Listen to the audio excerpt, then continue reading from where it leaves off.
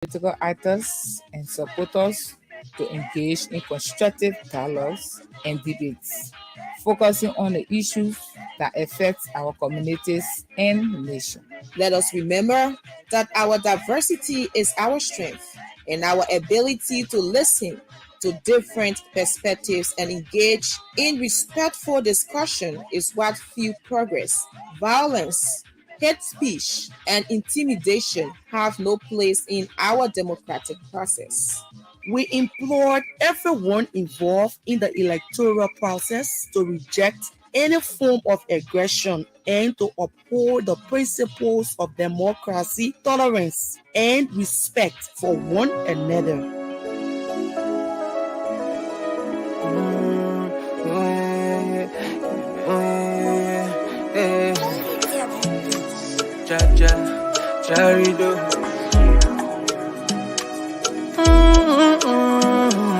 Most of the girls, them don't know what you mean to me. Me tell them the whole world is what you mean to me now. That's what you mean to me. I don't believe I'm a remedy. Be my guys, them know you the one for me now. Yeah, are you the one for me? Yeah, fishing that they had to see. I know you've been jealous, something wrong with me. Oh my God, this girl we're running mad. You running me mouth. You running me fast. Oh my God, for her penny I'm taking her trust. She running me mad, she running me miles. Yeah. Pull over, I wanna hot time. Pull over, early in the morning. Pull over, I just wanna.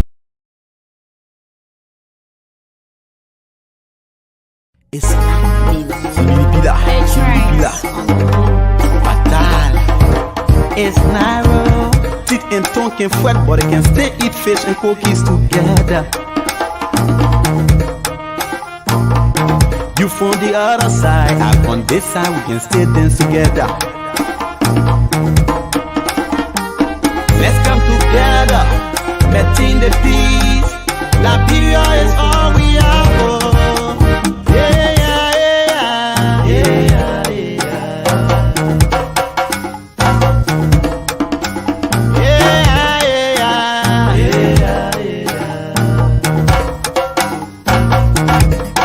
Babu popole, la gloire mon Dieu mo. Aïe babu popole, la gloire mon Dieu mo.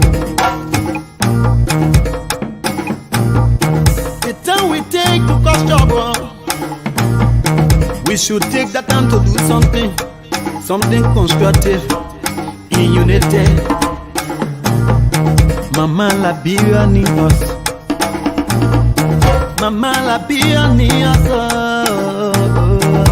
Let's stop the two my heads. It can benefit us when we pray for each other. We will succeed when we come together as one. We will succeed when you get on your knees to pray. Oh Liberia there. When you get on your knees to pray, put Liberia first. Attention kwa Aba ma oyambo Baila dua jiekpa. Let's stop undermining one another. Put our interests last. Put Liberia first. Let's come together. Letting the peace. Liberia is all we have. We don't want a palava. We don't want a halala. We don't want a palava. We don't want a confusion. Let's come together. Letting the peace. Liberia is all we have. Teeth and tongue can fret, but they can still eat fish and cookies together. You from the other side, I'm on this side, we can still dance together. Let's come together, letting the peace. Liberia is all we have.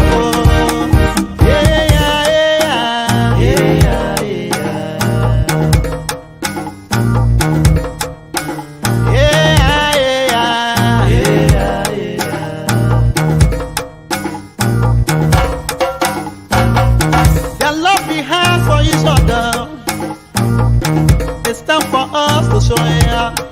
aside the tribalism, put aside the criticism. Yeah, let us work together and move the country forward. When mama and papa not happy, the dishes can be empty. When mama and papa ain't here, the children can be happy. Now what we want, now what we need, now why I prefer, now why we prefer. Let's come together, letting the peace. Liberia is all we have.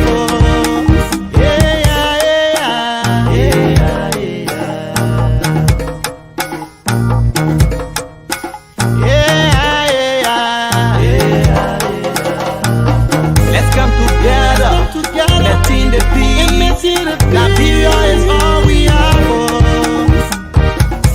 Live music, the elephant.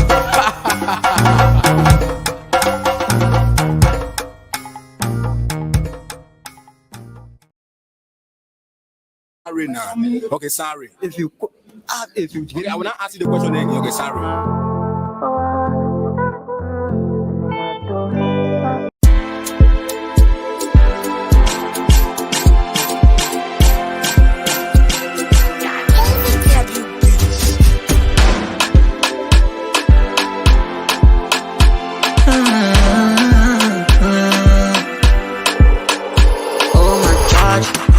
Nobody love you like me.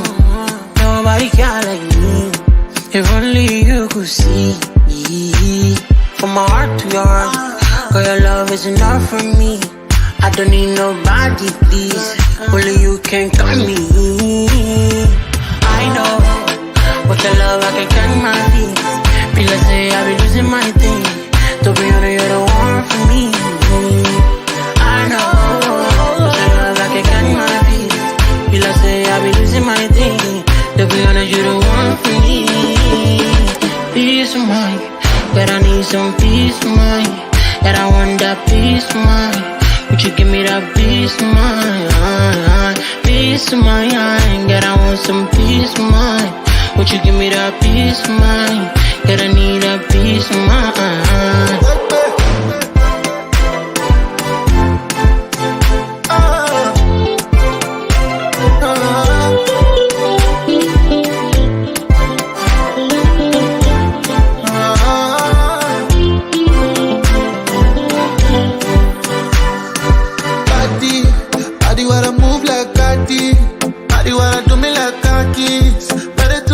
My engine, you get the boss. Now you're playing me, I put it on pause. Nothing can between our love. Me and you riding to the top when the light gets red, still we never gonna stop. I know, with your love I can catch my feelings. You like say I'm losing my thinking. To be honest, you the one for me. Oh, I know, with your love I can catch my feelings. Then I say I'll be losing my thinking. To be honest, you the one, you're the only one. Peace of mind, that I need some peace of mind. That I want that peace of mind. Would you give me that peace of mind? Peace of mind, that I want some peace of mind. Would you give me that peace of mind? That I need that peace of mind. I don't want nothing but your love. Give me your hell, I'll be your love.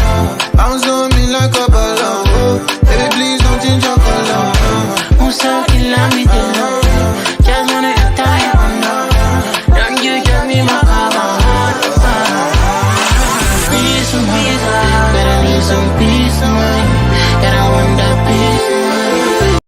TunesLiberia.com.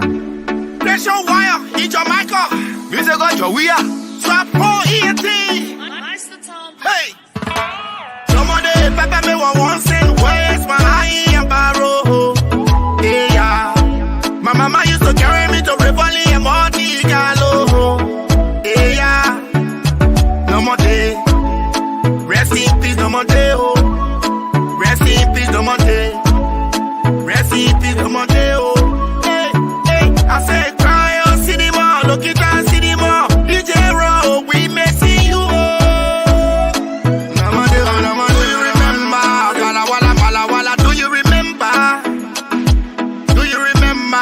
also go home and flow. Do you remember? Do you remember? Game, my man. Do you remember? For all the water and tyranny, you're not no friend. Everything you're lying, go and ask your mama, your papa, they got the evidence. See, I say, what response got me? My mama, my papa, they used to carry me. Mama didn't to say, man, shine and my breathe. More than the cancer robbers, I can keep a better family and used to sing our song. I say, I hope you remember. Somebody, papa, me once and ways, my high and barrow. Yeah, my mama used to carry me to Rivoli and Monte Carlo. Yeah, no more day. Rest in peace, no more day. Oh, rest in peace, no more day. Rest in peace, no more day. Oh, hey, hey, I say, cry on cinema, look it on cinema. DJ Raw, we missing you. You say, God, yo, we are, yeah. Let me tell you a little story about Number Days. Number Day with once on your dealer can get you summer J's. We used to depend on David, now we get support. My jeans Alisa Diba, my warning go to my open. Multicolor on my left, rolling across the road. Prince John Zizza Hachi, come see Robert 10 across the road. Imagine winning all the awards, then they label you. Chaka Demon and on top body, now able you. Sweetland of Labor Day, it used to be sweet. Gamosoko, Omen, Gona, Gamen, Flomo, Quincy. Ellen, Prince Johnson, and Taylor, they were sister and brothers. All of them want to sit in and why they flock together. We looking for like everywhere, Jay, we just get LEC. If you want live, watch Balawala, Malawala, and see. Shout out to Zach and Jiba, shout out to Pahez. Patu gives our 2 friends, she could make you pay. Rest in peace, Morris Dolly.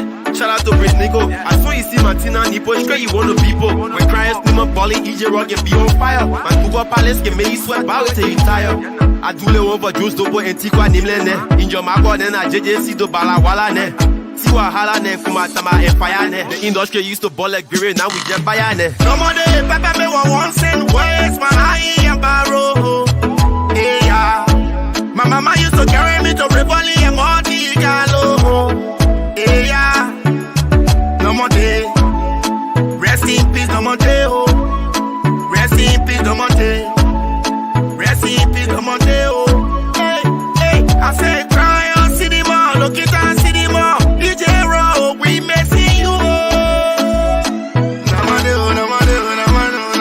See, they took guns for that brother man. Kill them and they throw them in the quarter man. Hey, they use all like it to when I get problem with it. They use all like a fool when I get problem with it. They use all like a prom when I get problem with it. Then they want use all like a stone, throw the stone and then they hard our hands. So, hey, we will get problem with it. We will get problem with it. See what problem with it. Here, come on, baby. In Jamaica, you already know. 98 and 97, the points are too high, boys. Just storm this one, thumping. Swap Pro ENT, let's go, baby. I'm out. Exclusive. I'm out. TunesLiberia.com. Begin at TunesLiberia.com.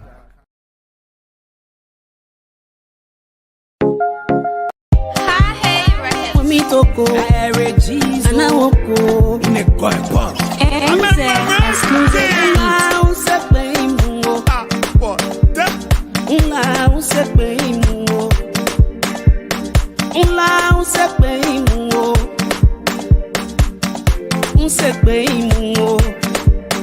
Mr. Session,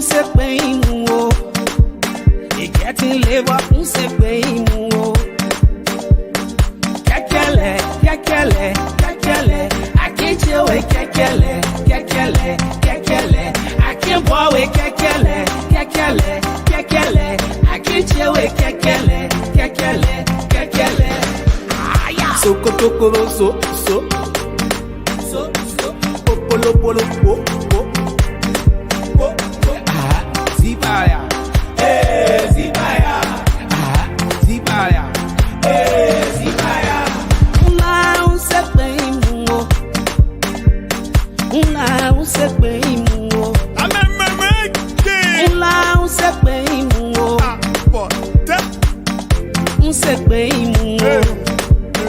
Mr. Session,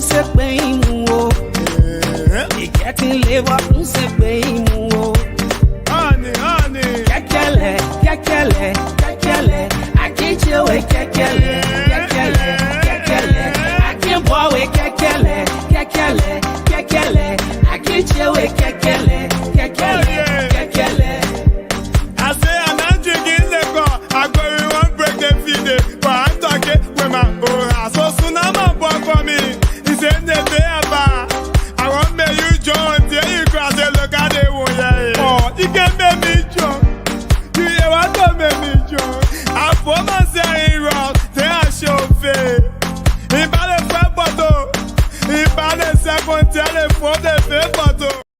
hear these tunes, you know something is about to happen on your radio.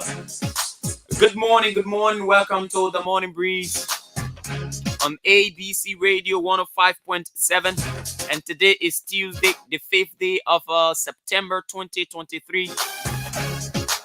Welcome to the program this morning. This is your preferred FM dial, 105.7 ABC Radio. Live from the corners of Broad and Buchanan Streets in Monrovia, the nation's capital. I'd like to say good morning to our folks in Margibi, in Grand Bassa, River G, Nimba, Bong, Bapolu, Bombing, Grand Cape Mount, the entire Western region. Good morning to you. Welcome to the program this morning. And as usual, lots of things to talk about. My name is Fidel Sadi. Someone said the way you can press on the CD say, yeah, I love my name. Good morning and welcome to the program this morning. Lots of things to talk about. All of our segments locked and loaded just for your listening pleasure and information this morning. So welcome. Obviously, I'm not here alone.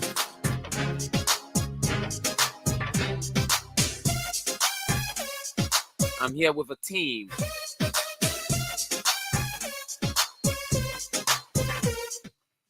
Okay, I'm not here alone. I'm here with a team. I don't know, for some reason, one of you have to lower your headphones. Good morning, guys, and welcome to the program this morning.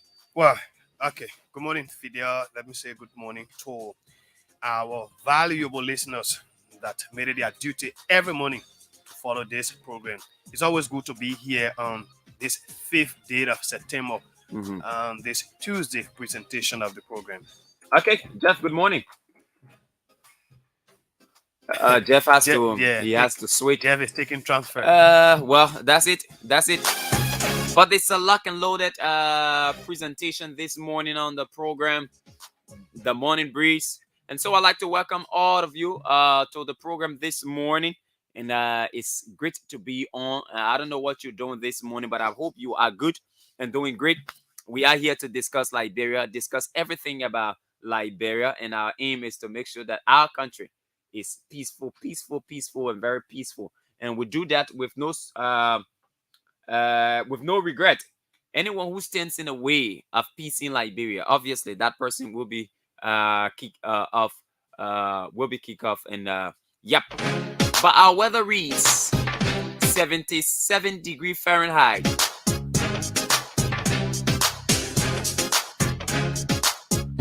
Precipitation is 68%, humidity 94%, and wind speed is 9 miles per hour. So expect a drizzling day today. So when you are coming out, make sure you come out with your rain gears, because it seems to be a rainy weather in Liberia, in Monrovia specifically, this morning. Anthony, what is motivational quote? Well, we have two here for our motivation. The first one say, be happy with who you are. Being happy doesn't mean everything is perfect, but that you have decided to look beyond the imperfections. I want to read that again. Be happy with who you are. Being happy doesn't mean everything is perfect, but that you have decided to look beyond imperfection. The next one say, don't seek happiness, create it. You don't need life to go your way to be happy. So those are the two we have this morning for wise words. Okay, that's great. That's great this morning. Our traffic alert, but let's speak to our man. Jeff, good morning. Yeah, good morning, Fidel, and let me say good morning to Jeff and good morning to our many listeners in Radio Land. It's good to be here this morning as we discuss issues of national concern. Okay. All right. Let's go across the city right now and give our traffic alerts. Beginning with you, Anthony. Anthony. Jefferson will take the side he comes for this morning because he knows about that side more than I do. I want to start from Thiensville. And so, as usual, will tell you when you get around the ELW junction, but I always love to start from Ominga, where the marketeers are always doing their normal business. By this time, at Ominga, there is a traffic because all of the marketeers we gather, some are doing their normal businesses in one of you. So to pass that Ominga Junction, that new Ominga Junction, is not an easy thing. There is a very huge traffic because the marketeers are almost selling in the ministries around that place. And then you come to red light. Well, you know that obviously red light is a traffic hub. So very huge traffic point. When you come onto ELWA Junction, you experience a bit of traffic. And then you come to the Boulevard Junction where you experience very huge traffic at about this time. It's not an easy thing. Everyone wants to pass by that place before 7 o'clock, because if you stay behind up to 7, you find it difficult passing. But then you come to Catholic Junction. Well, Catholic Junction is another traffic point, and you pass. But before Catholic Junction, around the ministerial complex, 540, there is a slow pace of movement of cars right there. And so you come to Catholic Junction, you experience traffic. You come to Old Road Junction, another little traffic there. To Bamuma, traffic. 20th Street, another traffic. Then you come right here around the old Ministry of Health, around the Jalatan Road, you experience traffic. As soon as you cross that place, it is Crown Hill. No traffic for you, you're already in Monrovia. Yeah. Now, we go to Gardnersville. Around Gardnersville Junction, there is a little slow pace of cars movement because going in and coming out. Traffic is always there. You come to Simaka Junction, another traffic because cars coming in, others are going out. Well, you come around the New Georgia Junction because there is a new traffic light there. Everyone has to follow that traffic light. There is a traffic. You move on to Battery Factory, slow pace of movement. Up to Jamaica Road Junction, you experience traffic. And then you come to Freeport. You come to Freeport around the Joe Garage, you experience traffic right there. And then when you pass, you come to Claratown School, traffic, Barton, traffic. I leave the rest with Jefferson from Douala up to town. Yeah, so as usual, I always love to start from the Broadview end. You have to be snappy, bro. Yeah, where specifically VOA Junction, because District 17 now is getting densely populated. So you experience because of LEC current. Yeah, of course, because of LEC current, you experience traffic at VOA Junction, and then you will drive through and come as far as the overhead bridge, where you have a little slow movement of vehicles because of the pop holes, and then you drive again to Baggytown Junction, also there because of pop holes, so you experience traffic also there. Then you cross in Bridge and come to BF Factory. Specifically, the traffic starts from Total Gas Station. It's now connects, and you experience traffic from that end all the way to Momotown Junction, to Douala, Simiri area, and come to Carwork Junction. But on the other side, also you get traffic. You experience traffic at Caldwell Bridge because the vehicles from the Broadview end will use that route to pass through Logan Town. And then you come around the Sion Town area, you experience traffic there also because of the road condition there. And as far as Freeport, then you drive through and come to Claratown, where the traffic begins from Pettytown all the way to the Vartown Bridge. And then once you cross the bridge, you're free to go. So it means you have to be in time as early as possible so that you don't have yourself stuck up in traffic. Okay. Wonderful. All right. Wonderful indeed. Let's now go across Liberia and speak with our correspondents briefly on the program this morning. But before that, guys, the coup leader in Gabon. Yes. He's been sworn in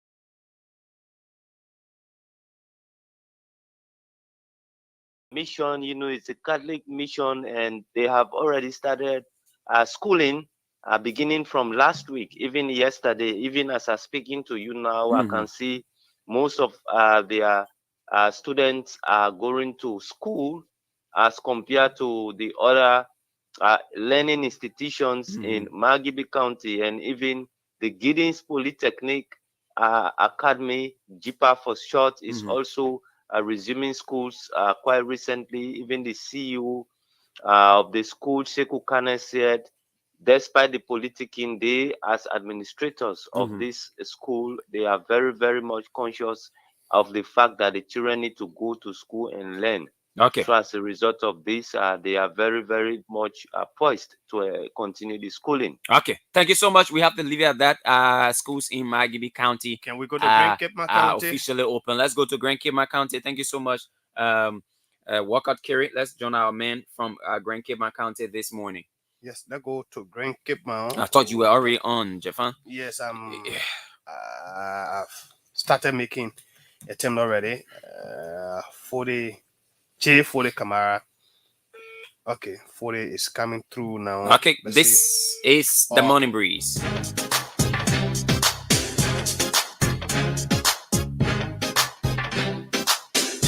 Okay, 40 is on the line from Grand Cape County. Good morning, 40. How you doing? What's wrong? 40 Camara, good morning. Yeah, good morning. I'm live. Well, go ahead, 40. How is Grand Cape County, particularly Robertsport? Well, as the main Robertsport is not actually come because the sea erosions continue to encroach on the citizenry left there affected seriously up to last year. There's about 1,000 plus of citizenry. They are now been to the Centennial Memorial, which is the city hall. It's not there where they can spend a day and sleep. Hello. So, in our vein, Honorable Senator, Senior Mateo Kipma identified with them in the tune of $60,000 and 10 level 25 kg. So Red Cross has also come to their aid, but Red Cross have not done any donation yet. They say they want to establish statistics on the basis of the most needed and most infected residents from Kutan. For in this kind of situation, what can a 60,000 do for about 1,000 persons who are affected? It's an initial contribution. This is what Senator said. He says the initial contribution, it will actually definitely come to actually get on assessment to know how many houses was swept away by the sea erosion and how many most needed residents in Kutan available to purchase our efforts. As a need now, they are requesting the county authority for relocation because the sea is coming every day and even last year was very, very serious. And that they are going as the local authority in the county made any intervention besides the intervention from Simeon Taylor? The county authority, they haven't made any intervention yet. I tried to get the development superintendent, Mr. Buel Kamara, likewise the fiscal affair and Mr. Aaron Benson, the superintendent proper. They haven't yet. And I spoke with the cheerleader yesterday evening. He said they called them, but they didn't come. I said I made fast effort to get to them. There was no way. But I said, maybe we say anticipating because there are numerous calls being posted to them that urgent attention needed for the citizens or residents of Kutan. Thank you for the. Okay, it's pleasure having me. I will post it. Okay. Okay, let's go to Bond County right now. Good morning, Nathan. Good morning, Ferry. Good morning to Anthony as well. Fidel, Nathan, Fidel. Good morning, Fidel. Go ahead. Nathan? Yeah, I'm getting you. Okay, go ahead. How is Central Liberia this morning? Well, Central Liberia is relatively calm, and we bless God for the gift of life. Okay, and the weather? How is the weather? The weather is the same thing. Sometimes the morning time it can't rain. Sometimes the afternoon it rains. So what happened in Nana? So I didn't really see it. No, it's not really currently. Okay, currently not raining. So it's a good weather. Sure. Okay, now I wanted to know. Anyway, I'm told that a representative candidate in District Number 1, am I right, has outlined development projects that he has undertaken as an individual. Who is this individual, and what are these development projects? It is Honorable Prince K. Kwana. He is a contestant independent candidate in electoral district number 1, and that district comprises of 4 sub-administrative districts. Have Pakpa, it's a Boston, Tubabli, and Paris. So yesterday he called a press conference where he on several of the development initiatives because a part of his campaign he said he don't want to have people in car moving around play music, but to do some donation into about the construction of the state teacher quarter in Park District, and also to about the construction of the Beckham clinic, and Beckham from there to Grand Bazaar is a little distance. And also to about constructing a handphone of course for a little under 2.5 million Liberian dollars. Also to about the Polota clinic. To about a lot of intervention in the district, and Mr. Connor, one of the leading candidates in electoral district in her tour. Part of his 1 week exercise in the district, going around giving some donation, making available 50 bags of cement to community, and providing plastic chairs in the entire district number 1. Okay. Thank you so much. We have to leave it at that. No time to waste. Now on to Sino County. Elijah Greno is posted. Good morning, Elijah. Welcome to the Morning Breeze. Good morning, and let me say good morning to everyone following the show this morning. How is Sino, precisely Greenville? I know you are in Greenville this morning. Sure, and Greenville is relatively calm. The sun is about to come out this morning. We are having a plenty weather here this morning. What is happening with politics in that county? We are in the midst of political activities, Elijah. Okay. So we on a Saturday observed the CDC first time photo into the street, and CDC have officially opened their campaign activities in Sino, beginning with a parade into the principal street of Greenville. Especially, we were told that the group that were into the street on a Saturday was the first-time voters, so that is referred to as the CDC first-time voters. And honestly, we saw a huge number of people turning out to grace the occasion, and you could see the blue all around Greenville. So instead of Greenville, it was a Blueville on a Saturday because of the huge amount of turnout. But as we speak, there are a series of political activities ongoing, political engagement ongoing. The political momentum in Sino is on a high increase now. Sometimes during political season, people forget about developmental initiatives. What are the developments going on in Sino County as we speak? Well, so far so good.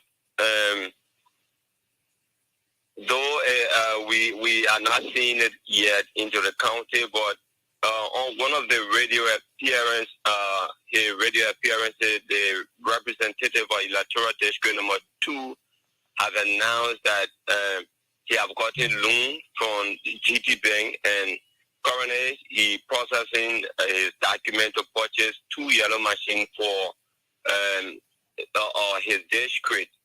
Equally so, like sometimes ago, I reported on this platform that Representative Duncan had brought 3,500 pieces of solar light, and they are using those lights to electrify the 3 electoral districts. So they have been shared into districts, and they have already started planning the light across the county. But again, representative aspirant in electoral district number 3, that is the CDC candidate Ellison Noah, have also announced that he bringing over 5,000 pieces of mattresses to be shared to people in a district. He also carry on the changing from attached to zinc program. So he's going to be changing the touch to zinc in his district. He also announced on the radio that he's making available talks are going to be baby stock to be given to the Everett Grand Hospital and the clinic in her own district, so that pregnant women who going to be giving birth there, the hospital will not have to worry about purchasing a tub again. They will provide tub for all of the baby's mother, free or child. Right. So far so good. These are the news for development we are having here. Thank you ever so much, Elijah. Thank you, Chief. Wow, and the man won't be sharing. The man carrying top to the hospital. When you were saying I'm top representative. That's how our entire. The path to governance has been relegated to nothing, and I don't know, but for some reason I am not one of those persons who will tell you a representative candidate or this person supposed to be giving this or that to people. No. Look, you should tell us exactly what you would do and how you would stand up for your people.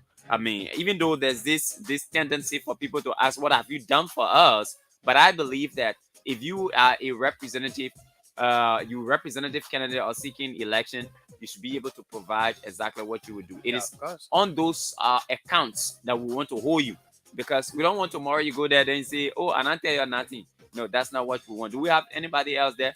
If not, let's make some progress So we go into Lofa County. Let's be as brief as possible. Yes. I want us to hit it at 8 o'clock on the dot and come back in studio because we have lots of things to talk about this morning. Lofa County is Samuel Bole.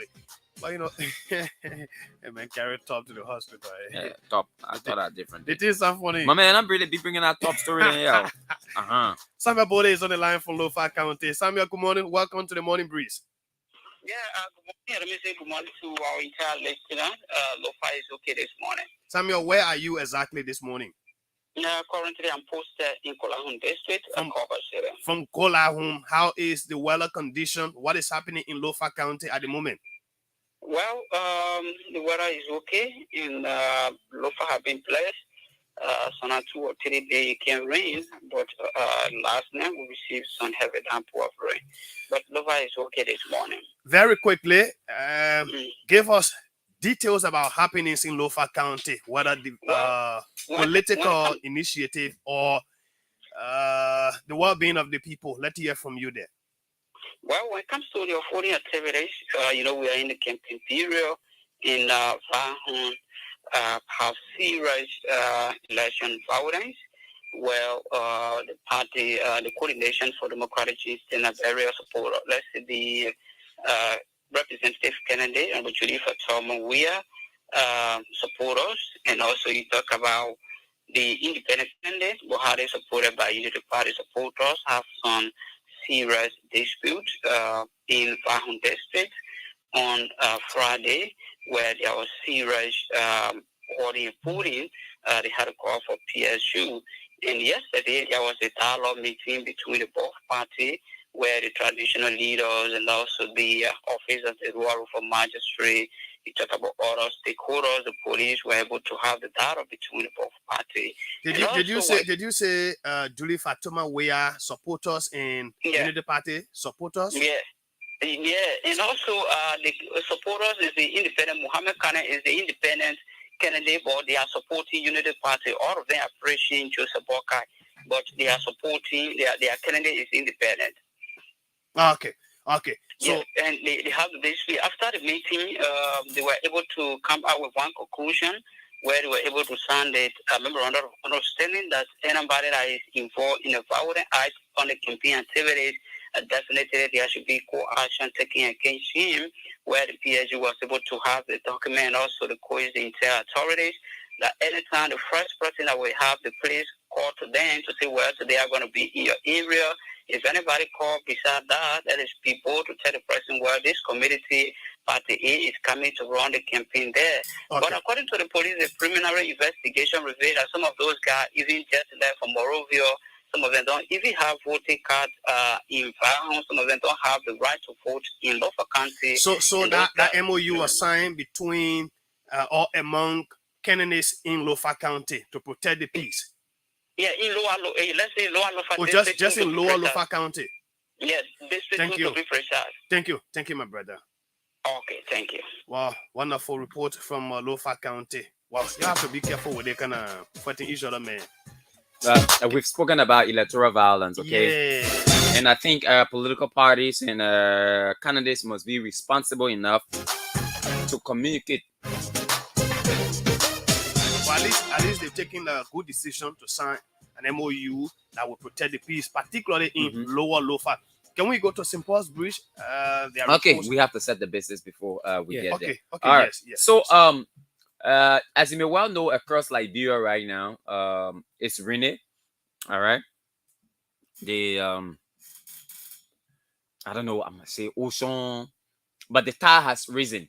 All right. A lot of slum communities as a result of the heavy downpour of rain over the past few days.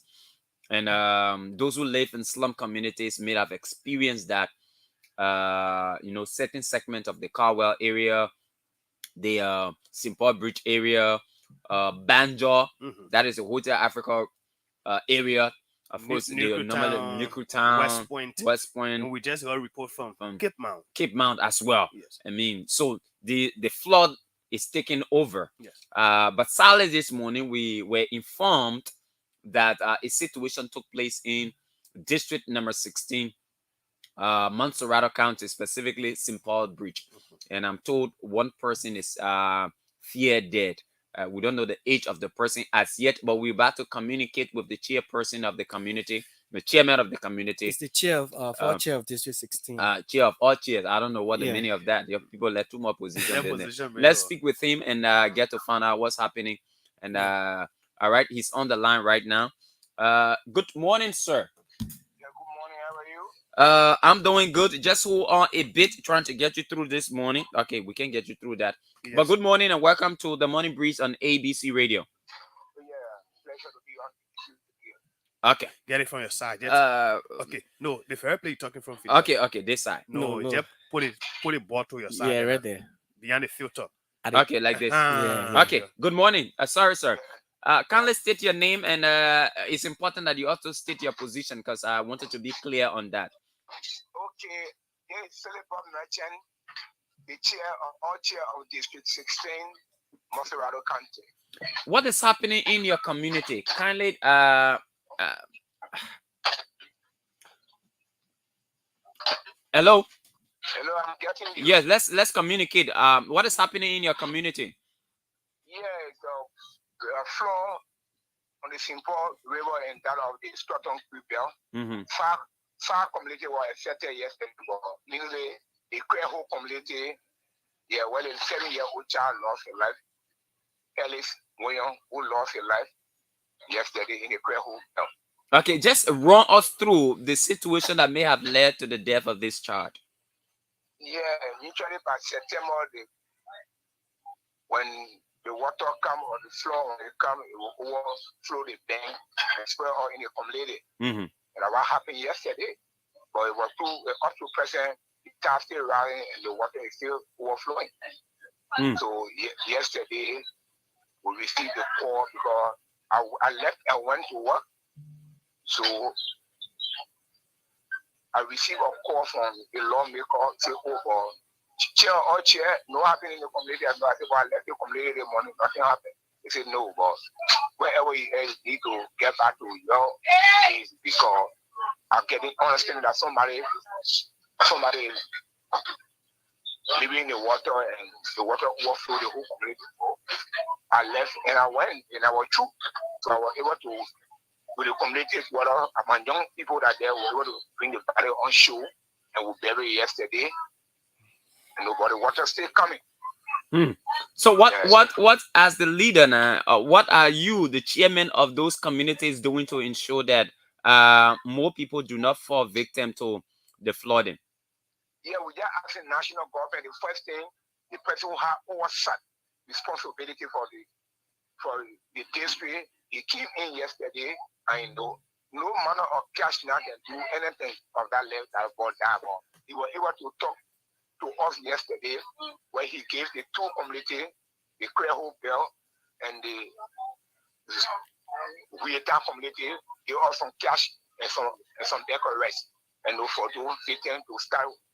And he had already communicated with the disaster management team and Red Cross were there yesterday. He pulled them in yesterday and they started to take down people who are affected names.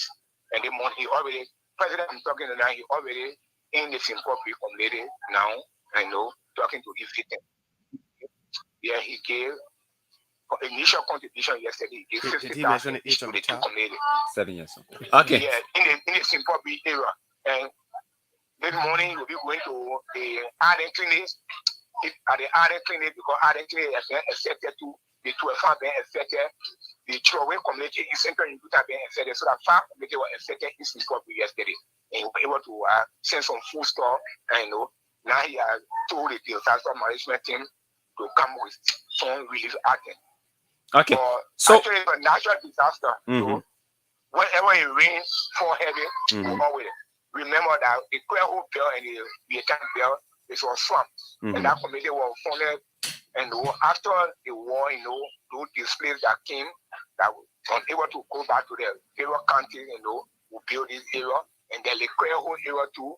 Those people who ran away from the water in Western in the 80s, they occupy that area. It's a swampy area. It's a swamp that will be in. So definitely, it will always happen when the rain comes. Okay. So I mean, where are those who are affected by this flooding? Where are they seeking refuge right now? Yeah, somebody at my house now, my house in the Vietnam community, someone in school building. Yeah, so we're ready. Further on, we want to appreciate the lawmaker, by coming up first, and we're making all the other aspirants to come to a national government, international community, and where we should come and help our people. Because further on, the history is reviewed this morning. Okay, so I mean, how many persons are we talking about here? Oh, the Creole community. Okay, I was 3,000 person living in the town community. We have 4,500 live there or had this assistance. Okay, that's great. All right, we hope you can provide more updates to us. Doing whatever intervention that is made or whatever solution that is found, temporary solution that is found to the situation. Okay. So equally to you people got to help me to because you people using the electronic media now to help me to carry the information because it's not easy on my people. Right now water is still coming again. Because early in the morning the way it came yesterday the water coming again, posted will move.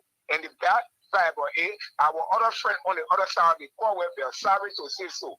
Sorry to say so, but when the people leave, they will come with and think to what? Take the people, they small little wreck and think they have. So people do that to what?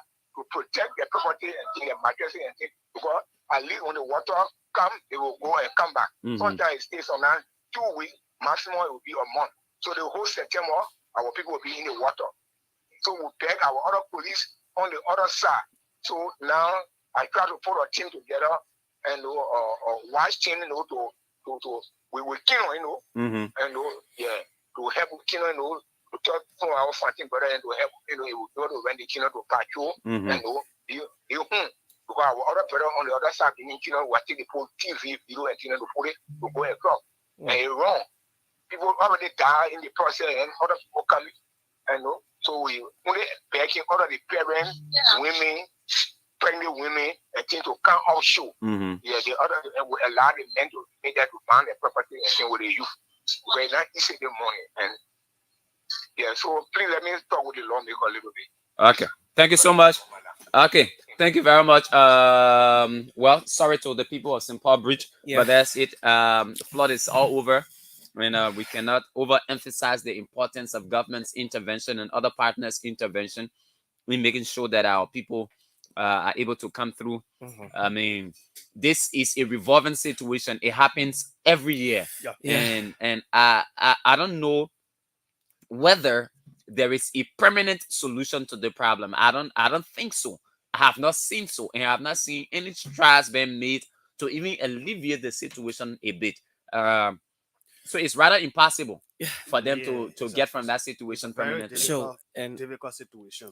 and Living along the river bank, Mhm. when this thing happens. In fact, that St. Paul's Bridge situation, if there are sometime when you see the condition, I think you've seen it. Yeah, I've sometime. seen it. Yes, there was a time that I saw the current representative riding on a canoe Mhm. to go to some of the areas. There was another time that I saw him walking in the water going. In fact, he wore a very short trouser. In fact, the water still Swallowed him up. Yes, and they were walking in that kind of water. Sometimes when you see And Fidel, I live in St. Paul Bridge.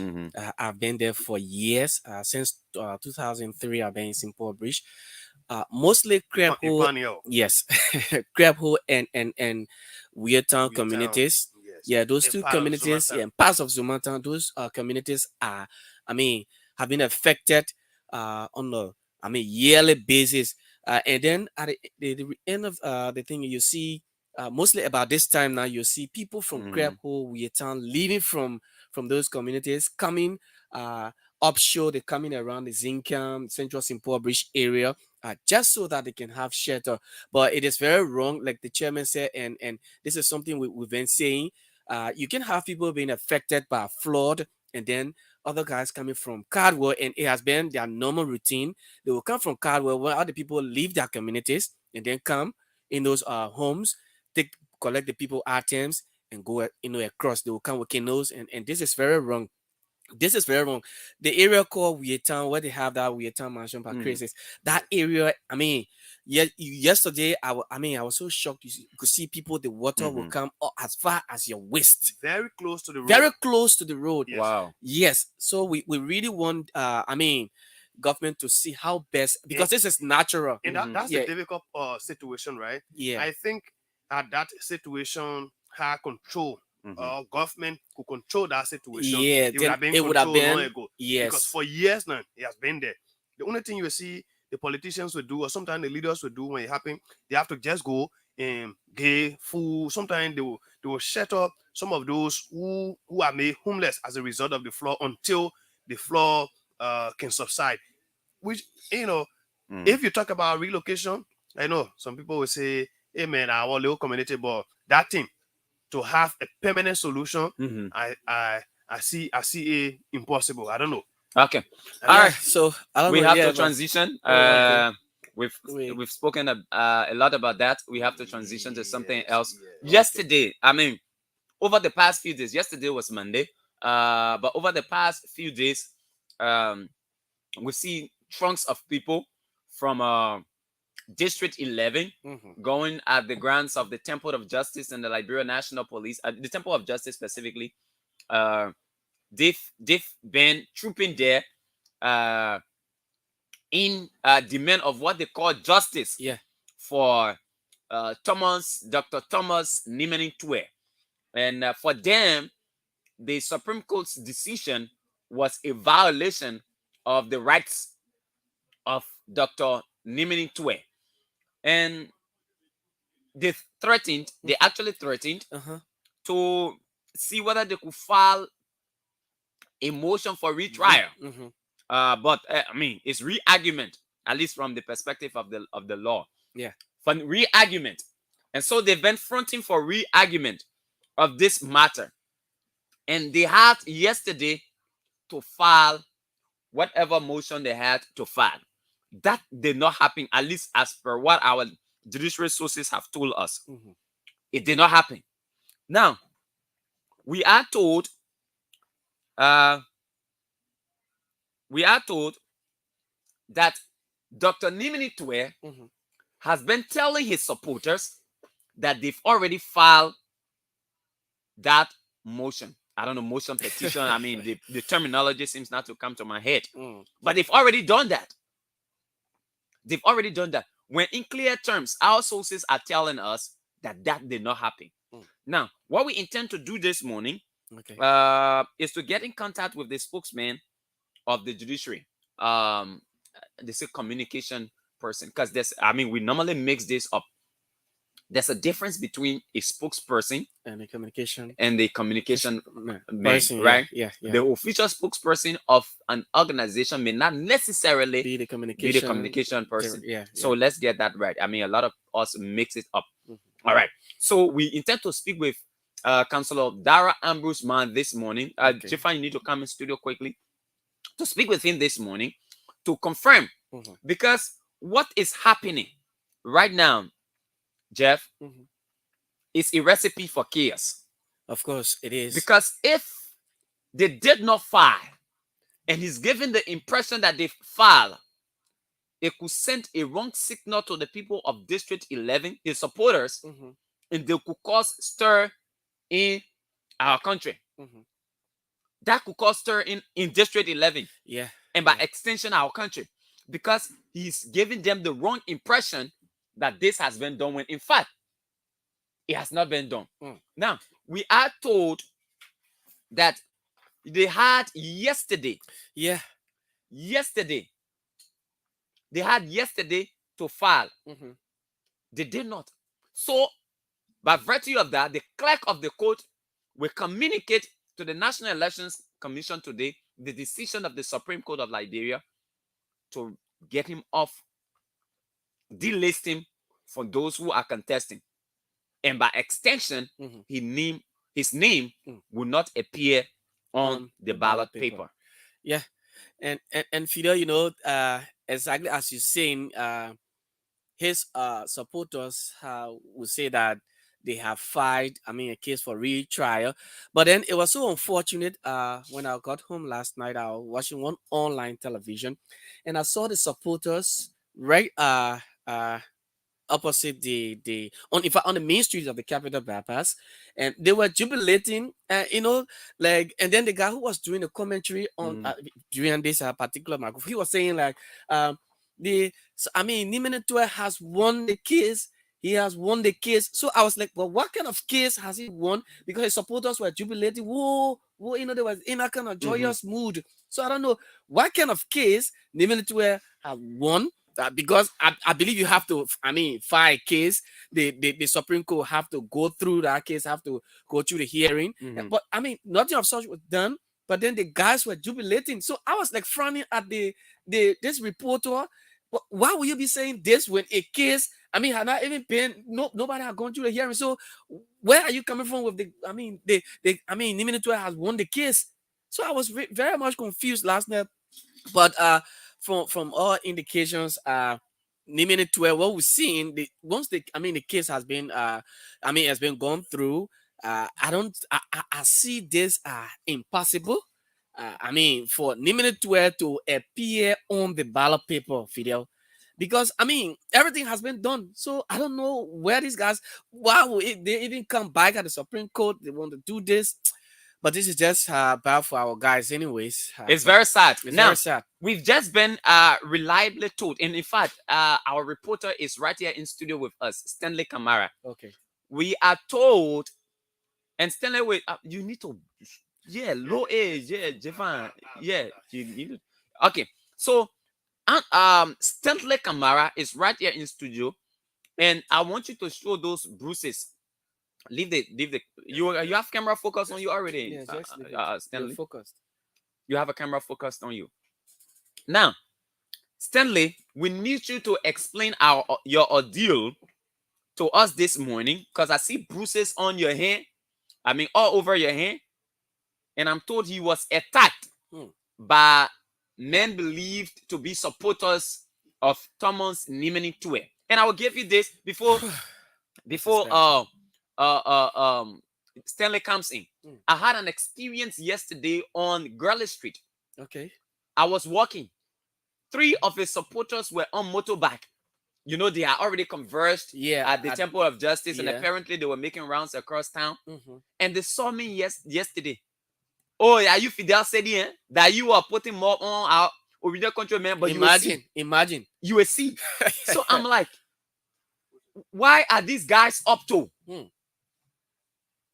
What are these guys up to? So nobody should criticize the men who want to be lawmaker. Yeah. And you think you can attack them. Yeah. But Stanley, good morning. Yeah, good morning, Fidel, and good morning to my colleague. Yesterday, I think I placed in an excuse. I said I was leaving from here and I have an engagement, and I was sent a little bit of money by Voice of Bapolo to do a little bit of work. So while I went Kowe, I went to my little daughter. I can return it back home. I live at Kowe, New Jersey, but I'm a citizen. I'm a resident. Previously resident in reside in district number 11. So while returning home, I was tailed by 3 motorcyclists. By Baja, I can still identify and remember the Baja 125, 125. I was tailed by 3 motorcyclists, 1 keke. When I arrived at Mother in Charge, and what I hear that, and a radio station can be criticizing countrymen, and you're supporting how do you call it, Lafayette Group, and you in the church that countrymen get car to countrymen buy model for you, now you want to support countrymen, and today will deal with you. All I have was taken from me. My ID card, my wallet, my including all I have. You can see the bushes on me. I seen the bruises on you. You can see the bushes. And Fidel, can you imagine the guys were carrying weapons? Weapons. That's why I surrendered myself to them, because I don't want to be harmed. They were carrying weapons, gun. I'm talking about gun, not cutlasses or they were carrying guns. Guns? I'm telling you. Wow. 3 of them were having pistols. I am telling you. So I'm just doing the SOA called reporter of ABC that are currently in danger. Who knows? When they traveling past, somebody will let her. You can't be more just because I'm an employee of ABC that attack. I don't have phones. My wallet have been taken away. I don't have identification. I don't have nothing. That's why I don't even call the manager to lay a complaint to him. So this is very serious. Serious. All right. Look, what we do here, the job we do here, we are sorry for your ordeal, Stanley. And Fidel, I wanted to ask Stanley, right? Stanley, have you on any occasion maybe tried to engage the supporters of countrymen into any argument, maybe criticizing him? I serve as the official spokesman for the youth of Kawe. Okay. Okay. I'm well new. I was elected and I'm well new Upper Kawe. And the stance my station are taking what? Not for countrymen, not for other candidates.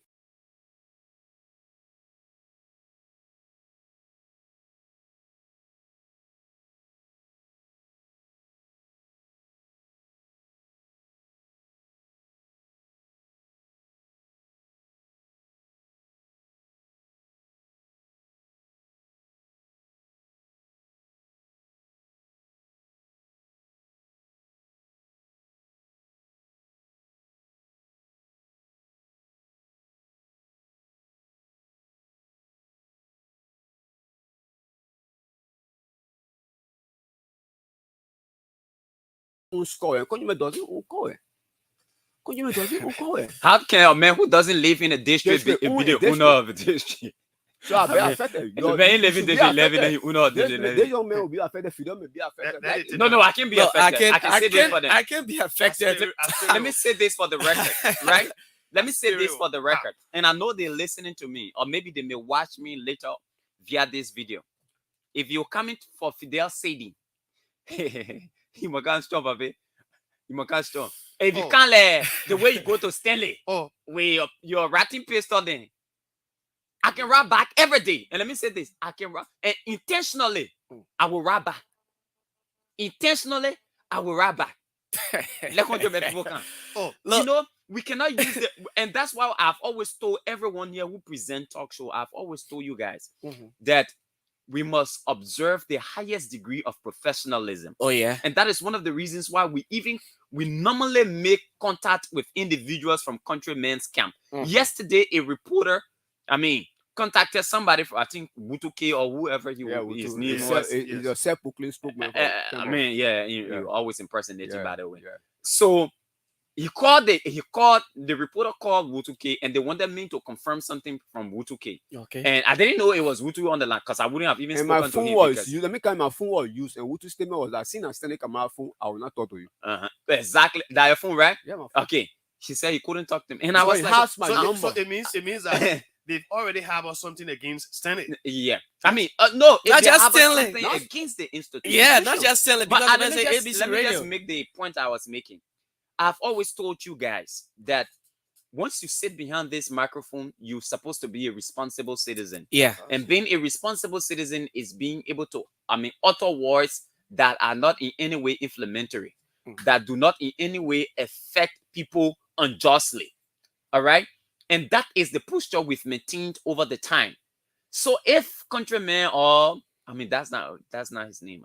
He just forced it on him. But if Nimeni Tue, by any stretch of imagination, feels injured by the work that we do here, it's easy. He is a peaceful man. At least he's supposed to be a peaceful man. He can go to the court. But to send these lackeys and boys and stooges to attack individuals because they do not agree with him, because he has, decided upon himself to violate our laws because he has some cash, we will not allow that. And we cannot allow that. This country is a country of law. And what we are trying to do here, our responsibility as given to us by the dictates of our ethics, is to guard the governance process. And that is one fundamental reason why we are called members of the Fourth Estate. We are part of the governance process. So why would a man who wants to be representative be so ignorant and arrogant to the point that he doesn't understand the role of the media? Or we're supposed to let him go, get him free passage to go because he is a man who wants to be lawmaker? No, but that is not how the law operates. Everybody worshiping. And I had some degree of respect for him. To have stooped this low has given me a different impression of the man he is. Regardless of our disagreement with what he wants to do, the circumvention of our laws, I do have a great deal of respect for him, because in my mind, he has acquired a lot more than a lot of Liberians have acquired over the time. That could have only been done out of dedication, persistence. That's it. So I have that respect for him. But for him to allow his boys to go around attacking people, then it's disappointing.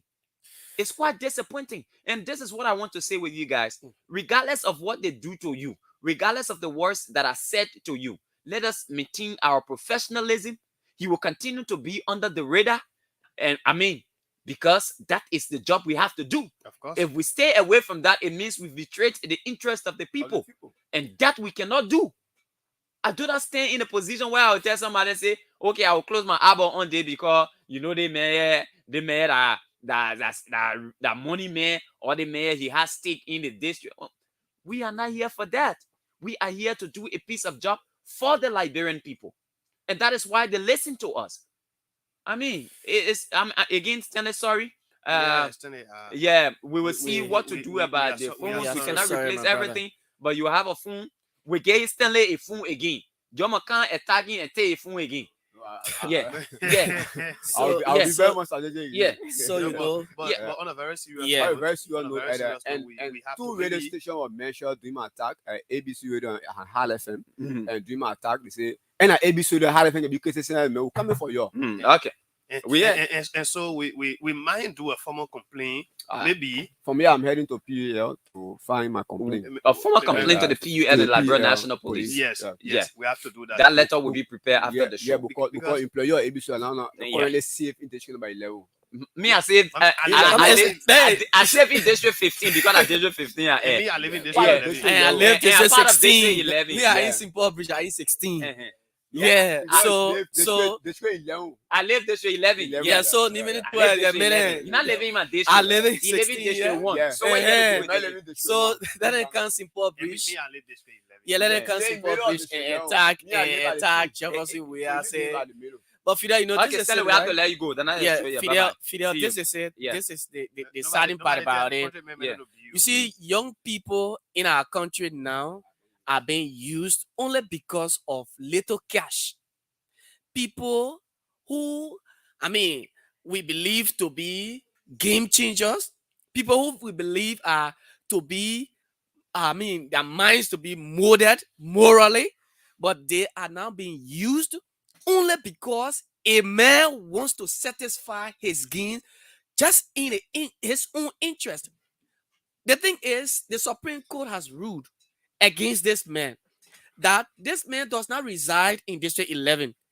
And then yesterday on my way to work, yesterday morning video, I will tell you that imagine two Killer Bean buses were loaded with young people chanting battle cries. They're not only young people, even old people were Yes, there. from District 11 coming to the Temple of Justice, that they in fact they need redress. They want the Supreme Court to do a retrial. Are you kidding me? I mean, why would young people allow themselves to be used when people are saying that you are future leaders? You are future leaders. Then you follow somebody also who should sit on this radio and say, oh, the Supreme Court was wrong. In fact, you're supposed to allow the mayor because the mayor is giving money to people in Carwell. The mayor giving somebody to... I mean, why must this be happening? You send people in the street to go after journalists, to chase after journalists and harm them. Then you sitting there. This is the man who wants to be a lawmaker. He wants to be a representative of District 11. And the thing about it, what is that? That's the reason why Lafayette say the people getting angry because there'll be no more cooking around the district. And when Lafayette said it, we laugh. But you know, it's serious that a certain group of people will believe that in fact they will take one person as a god. And when people start to worship somebody, maybe because of what the person is giving out, then I'm afraid that those people can even be used to even destroy the life of other people because of that person. Where in this war, you go to attack somebody because the person is talking about what is happening. Okay, is it not true that Countryman, there was a complaint against Countryman by some of the candidates from District 11? It is true. Is it not true that he went to the National Elections Commission, hearing officer and board of commissioner, they all clear him to contest? It is true. Is it not true that the Supreme Court ruled on Thursday that he's denied because he's not living in the place? Well, that is true. Is it not true that Friday the police invited him because the people protested and they blocked roads, so he was at the police station again? Friday they went there. Is it not true that yesterday they were in the streets? Again they were there on the Capitol bypass in the name of raising crowds to pressure the Supreme Court to rule in the favor of Countryman. In fact, when he has not even filed a motion for re-argument. Imagine. So all of these things we say or we've been saying, are they not true? What is wrong for which you want to harm your fellow man because of one human being, one individual who will leave you? In fact, and I dare you, Jefa and Fidel, after this, in fact, if the Supreme Court, which of course I know the Supreme Court will not even get ears to all of those things they are on, this man will leave this country and go back and go sit in America and leave everybody, all of them in this. They will embarrassingly sit in their communities. Then you get fierce in the community. And I mean, you've caused mayhem. And imagine. You know, this is and I feel a bit disappointed that we have a society that is so gullible. Yes. That anyone who has, I mean, $1 can influence and peddle and in a, I don't know, in an ignorant manner, corrupt the minds of people. That is the problem we have at hand. And this is a societal problem. And those who have the catch, do we have him now? You must have him before you call my attention, my brother. No, I'm just signaling you that I'm getting back to him because I've been trying. Okay. So I mean, we don't have a society where people can make decisions outside of being influenced by catch. Okay? We don't have a society. I mean, so people can just do anything that they want to do now in Labrador and they just go like that. Yeah. And just go like that. That's not how it's supposed to be. That is not how it's supposed to be. All right? That is not how it's supposed to be. We have to make sure. And Dr. Twe, I like to say this to you like a big brother and a father figure. You see, people like us, we grew up with a degree of discipline. And so we are able to guard the way we speak to elder people. The route you are taking will lead to self-destruction. Self-destruction politically, self-destruction on the basis of the kind of image that you've kept over the time. You've been seen as a respected figure in district number 1. Oh, yeah. And of course, you've spread your tentacles to district number 11. That is now where you reside, at least as per the ruling of the Supreme Court. But this is a slap in your own face that the actions of these people that you've wrongly influenced, whose mind you've corrupted through the dishing of cash. Yeah.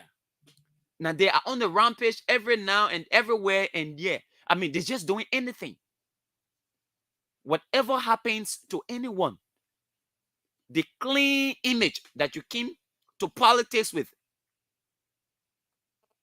will be dented.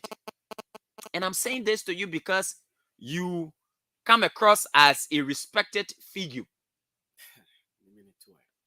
You have to slow down. The not contesting District 11 seat is not the end of the world for you. Not the end. The good thing is, I don't know whether it's through the influence of cash or whatever, you have a support base. What you need to do is to grow that support base for 2029. You can So move that to District 11. you are able to contest. That is if you move to District 11 now. Or you take 30. Or you run in District 1. But as it is right now, there is nothing magical you can do that can overturn that decision. And I'm told one of the hitches that you had yesterday was to have one of the associate justices signing his, request. But obviously, how will he? You couldn't file it because nobody could sign. Nobody. You are on your own. So he had to deceive his supporters that it had been signed. The only thing we needed to know was to have Ombudsman on the line, because he has already confirmed to us that nothing was filed. Yes. Nothing was filed. So he has been giving this wrong impression to his supporters. My people, Mr. Tua, we want to live in peace in our country. The people who running behind you now, they not suffer too much. They not want to go in any kind of hala again. Your one interest will not go above the interest of the people of District 11. Your one interest will not go above the interest of the people of Liberia. We can't do that. In America, where you were, you stay for the longest, where you have your citizenship. You did not do that. And it cannot be done there. And so we should not allow that here. We should not. So we're begging you, we hold your phone, Papa. Really? Yeah. We hold your phone, yeah? And they are expected to go back there on Yeah. Thursday. We hold your phone. They will just be wasting their time. Both people say it's an effort in futility. They will just be wasting their time. Nothing can happen. The only influence you could have was what you had over the how they call it here, the board of commissioners and the hearing officers. That where it stopped. That woman they call Sianen Yo, Chief Justice. They're not somebody you can just pass by like that. Yeah. So that game can work with her. I'm begging you. We stop right here. Let's go to the phone line. 0777 105 100 0555 105 100. At 9 o'clock, we have folks here from the CDC COP. Ben Beliftoba and the guys will be here to talk about those issues this morning. But let's open the phone lines right now. 0777 105 100 0555 105 100. We need to call our big brother Nimeni Tua, and I'll call him big brother this morning. I will call him all the respect because I think he should do what is right. Good morning. Yeah, good morning. My name is Michael. Yeah, my brother. I do come from Zimbabwe. Yeah. It is so unfortunate to listen to my dear brother Senate who was beaten by supporters of countrymen. I think it is wrong. People need to respect candidates, and I know Senate Kamara to be a very nice gentleman and far from being supporting any candidate.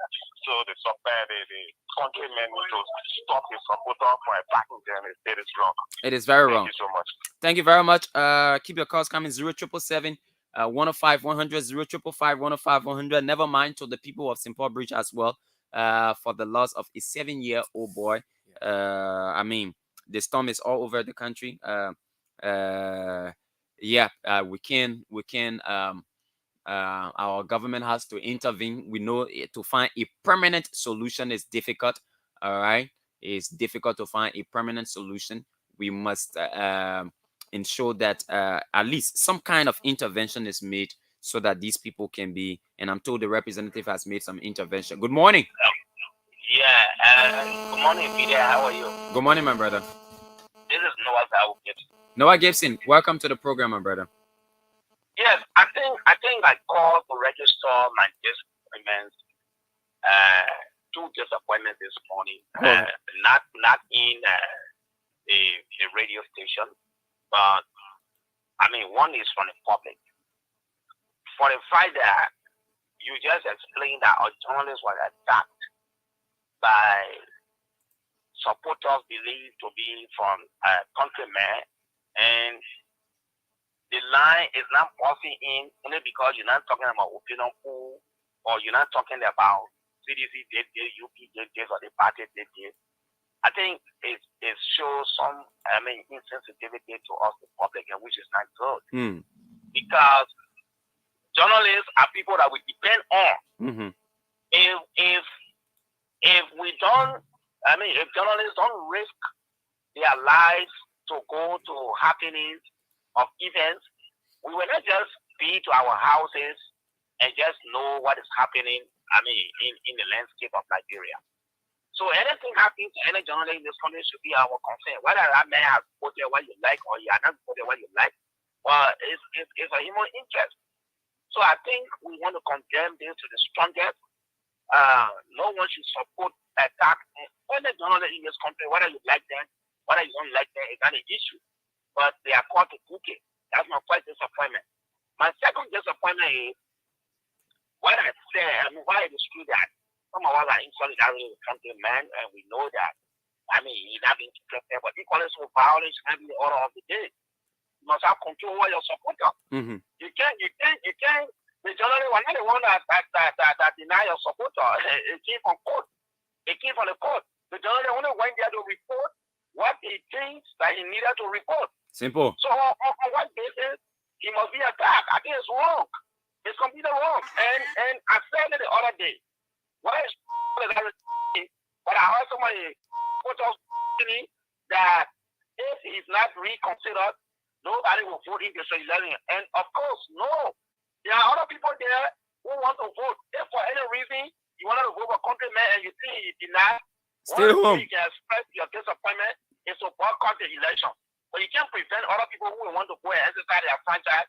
You can't go and you can't carry on violence to disrupt it. You do that, the police will move in. Okay. There is country here. All right. Thank you. Thank you so much, Noah Zao Gibson. Let's take another person. Good morning. Good morning. I didn't take too much to your conversation with Central Town. Let's hear you, my brother.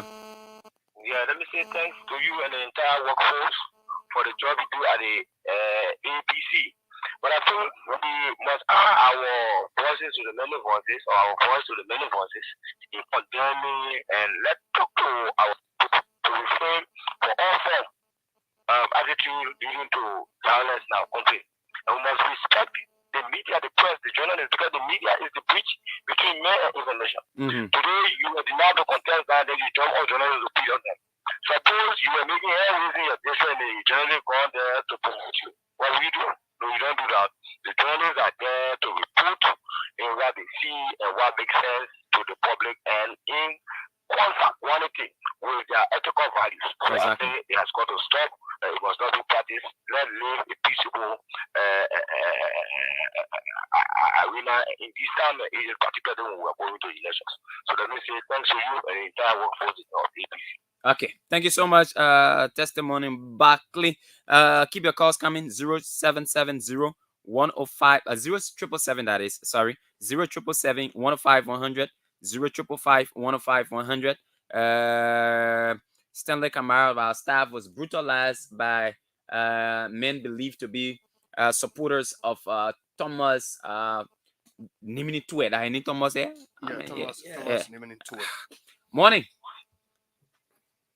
Good morning. Okay, we lost that person, but here is it, guys. We've reported positive news about countrymen. Yes. Several stories that we've reported.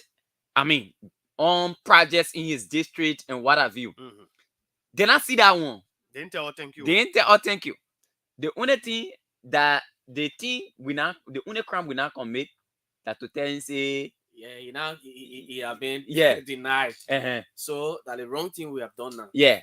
That the only bad thing we're not doing our whole life. To tell him say, Papi, the Supreme Court made a decision and we only amplifying the decision of the Supreme Court. And what even made us to come on the radio that night was because of the violence in District 11. Roads were blocked. People were prevented from going, home. What we needed to do was to come on the radio and I mean, educate our people that yeah? this decision is from the highest arbiter of justice in our country, the Supreme Court, and there's no need for you to engage yourself into violence. No need. That the only crime we're committing. No need. We say you're not living in a district, and the Yeah. Supreme Court confirmed it. When we were talking anything, you think we're making from, but then I got, I mean, one of his clips here, naming to where, Yeah. to tell the people, maybe people who listen and say, oh, maybe you have been talking bad thing about the man. But here is Thomas Twe, right here. I mean, me and my one little duel that let him here. I want to tell you the message I'm receiving because of your support, because of what you have done. The Supreme Court have approved the motion to recall the case. Nah, he there. Imagine. That in there. So imagine that Friday. Yeah. Jerry Friday. We carry him in our news. Jerry Friday. We carry in our news. And he was telling the people Uh-huh. that Supreme Court has agreed Giving them to go ahead. to look into the case again. Whereas he has not even filed a motion for re-argument. That is the issue we get. So you see now, then when we talk, these are there people, was these are high level of subjects. insincerity on his part, and he said that. Misleading the people, he's telling the people a different thing while the law is saying something different. Imagine people in District 11, the man telling you different thing. Then you believe the man, you listen to the man. After you have already, witnessed the case, you read the ruling, everything. Then the man can tell you, say, the Supreme Court has agreed. They are so that when they say violence, I don't think they can cause violence. That the man won't be represented. Yeah. That the man won't be represented. Good morning. Yeah, Fidel. Good morning. Yeah, good morning, Fidel. Hey, my man, we finished talking now. What do you want to talk again? No, that's something I want to find out. The audio you just played just now. Yeah. This is what I was getting. So, what he said, actually, is it true that the Supreme Court has reconsidered their decision? They're not true, my brother. They're not true. And now we're telling our people, no one away from the man shouldn't tell you. You can't do that. And a responsible. I want to say that he didn't file in a case for reconsideration or motion. He didn't file any motion for re-argument. But he been deceiving the people. You file in the Supreme Court, you see, one people to understand, the court is like a hospital. The hospital don't need going in the community looking for not at all. The hospital will sit until you bring the patient. Oh, yeah. Yeah. So if the court comes out with a decision and you feel agree, you need to go back for reconsideration, but you didn't file in motion. How can that happen? So that's the deception the man is operating under. And we don't want him to incite our people wrongfully. Yes. Because he's giving them the impression. This statement was made on Friday. Just yesterday at about 4:30, we spoke with the head of communications at the judiciary, Ambrose Mann. Ambrose told us up to that time we spoke with him. In fact, this morning, it just before we came on the show, it's just that we tried. We wanted you to listen to Ambrose, you yourself. That's the reason why we make all of the attempts to bring him on, but yet. Of course, he told us you were going for, training. He was going to train. So it's understandable. So we know that. But Ambrose just told us this morning, before we started the show, that up to this time, a complaint had not been. The man who is the communication person to the judiciary, when they file that thing, immediately he will know. Yeah. The man can consult, even the clerk. Yesterday when I called him, he said, give me some minutes. It means he was consulting the clerk. He said, I just spoke with the clerk. They're not filed. Up to this time, they are not filed. So the man was telling the people Friday. And sometimes when people start to do those kind of things, for me, I can respect people to some extent, but you can disrespect yourself. And that's why he doing. When you tell the people, say the people consider, because of that, you brought the people back in the street yesterday with that expectation. Everybody over there, imagine, Fidel, some of the people were asking me, journalists, who are doing, okay, we hate countrymen, right? You just feel we hate countrymen. But you were covering that thing live. We the street, we went live. I talked to more than 10 persons go on ABC radio page. Almost more than 10 persons I talked to at that place. They were talking about their countrymen. And I was just asking my questions. They were talking about their countrymen. They were promoting him. Some of these people were asking me, Fidel, so journalists, What they say about our case, your leader just thought that you say what you say about your case. Our man feeling winning, so I told the other Oma, I said, Oma, I don't know about you, y'all go inside there. Then the other Oma came to me, we want justice. I say, y'all go inside, I play justice. Play justice, yeah, justice now on my microphone. Yeah, but here is it, my people. And this is the greatest degree of this service by Dr. Tue. And I like to respectfully address him. You see, you can't lie to your people like that. No. You wanted to lie your way to contesting the election. You were hooked. Now you want to lie your way into making people believe that you've been reconsidered by the Supreme Court. It did not happen. You not filed nothing. Why you tell the people say, oh, we already, in fact, one of those who support, and I'll call his name just for calling his name because he's my brother, Dara Tue. Dara Tue went on a Facebook page and said, we have won. Look at that kind of thing. We have, you. What kind of deception is that? Amen. Like you not get something in you, but you tell yourself, I get something in me. So, sometimes when you even do that thing, for example, Fidel is my boss. Then I wake up one morning, Fidel in Kodo. Then I go tell the people, I go to Fidel house, I tell the people, say, oh, Fidel finna winning the case. Yeah. Whereas Fidel has lost the case. I hate Fidel. I don't like him. You don't like him. And so, and we like to encourage him. And on this note, just to end on this note, we like to encourage him. Big brother, accept your fate. That is what it is. You see, what makes great leaders is the intelligence of those that you have around you. Right. All right? The intelligence of those that you have around you. There's this thing called GIGO, right? Garbage in, garbage out. Yes. There is no way a man who does not have capacity can advise you on what to do. It is not possible. No. He cannot pour out what he doesn't have in. And because Dr. Tue did not align himself with people who have broad knowledge of what politics is in Liberia, he was deceived. And it is this deception that out of his mind, he's refusing to accept that, look, this deception has led me to where I am. If you had people who had a broad knowledge of what, the political demarcation is in Liberia, he would have left from that place before even registering for contesting the elections. He did not do that. You know when he realized that? When he had already far. He was trying to secure a property in District 11, and that did not work. It was late. So have around you people who are knowledgeable, because it is not possible as a leader for you to be able to understand everything, especially when you have spent all of your life in America. So you should have brought in someone who had a clear understanding of what politics is in Liberia, all of the things that you need to observe in order to thrive peacefully. You did not do that. And that is why you are going through this kind of embarrassment. But what I can say to you is this, sir. The people of District 11 appreciate you, right? And I don't want to disrespect the people of District 11 and say it's because of cash they are behind you. I think it is out of conviction. I give them the benefit of the doubt. Considering that conviction that they have for you as original countrymen, again, as I said, deny your name. You took it from your brother. All right? That one of that family. Yeah, that family thing your hand. Please maintain that respect, sir, and ensure that your reputation be intact so that you prepare yourself for, future elections. Do not ruin it. Do not drive it in the mud. This is my passionate appeal to you. I'm speaking to you like a small brother to his big brother. Keep it in tight. That's what Eastern man. Yeah, he from South East. He from Akante. He from Sino. What is it that are going on? And with the man have already. No, it not spoil you. No, nothing spoil.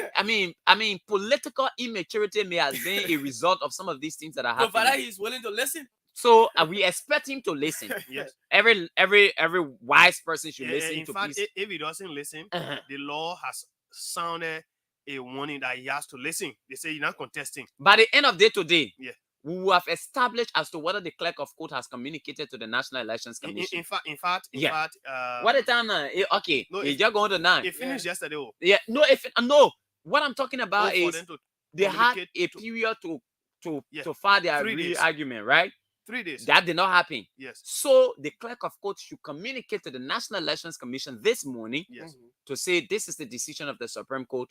Dr. Tue is not allowed to contest. They will take a knee from there. Maybe when they take a knee from there, I think you will be certified now. And that's what I said to almost all of those who are still in the state of oblivion. I said to them, hey, the only way y'all believe the thing, when the new sample ballot for District 11 come out, and you don't see your countrymen, you will believe that, some of you will now trust some of us that the thing we're saying, you don't get political sack. But I just what we see. I'm not allowed to you. What he has done in District number 11 is commendable. No, he has impacted people's lives. But look, nothing supersedes our organic law. No, and that's what I said to one of his supporters. Right? I said, they agree.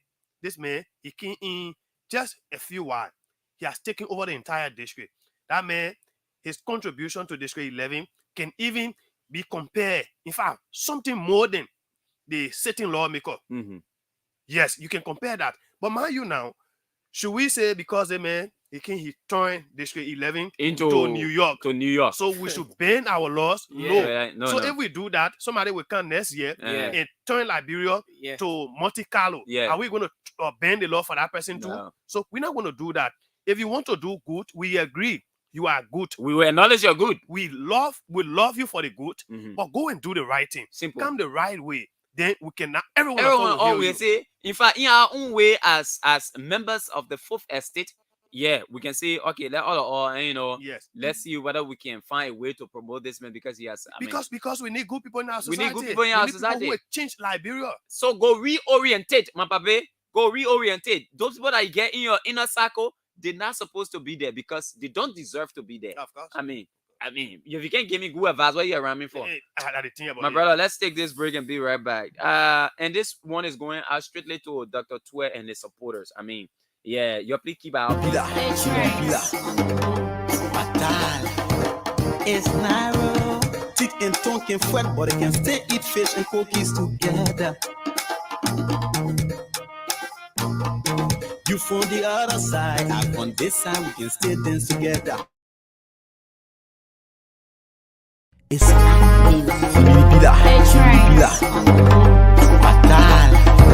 It's narrow.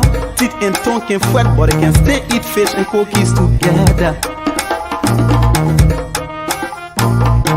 You from the other side, I'm on this side, we can still dance together.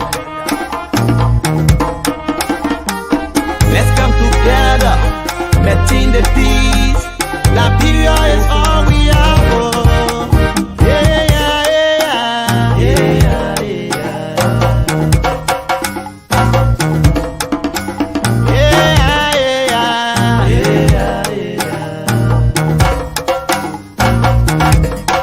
Babu popole, la gloire mon Dieu mo. Aïe babu popole, la gloire mon Dieu mo. The time we take to cause trouble, we should take that time to do something constructive in unity. Mama Liberia need us. Mama Liberia need us. Let's stop the to my head. It can benefit us when we pray for each other. We will succeed when we come together as one. We will succeed when you get on your knees to pray. Put Liberia there. When you get on your knees to pray, put Liberia first. Attention kwa Abama Oyanombo by Liberia Jekpa. Let's stop undermining one another. Put our interests last.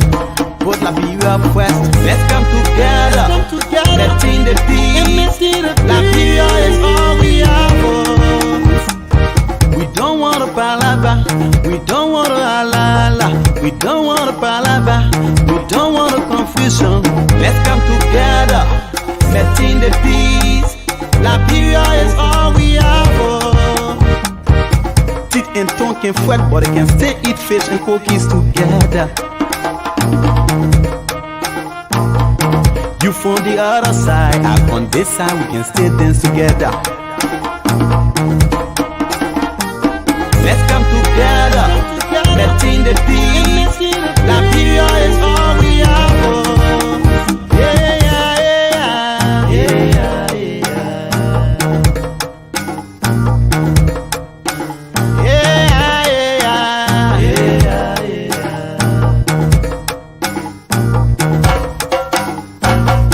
Their love we have for each other. It's time for us to show it. Put aside the tribalism, put aside the criticism. Yeah, let us work together and move the country forward.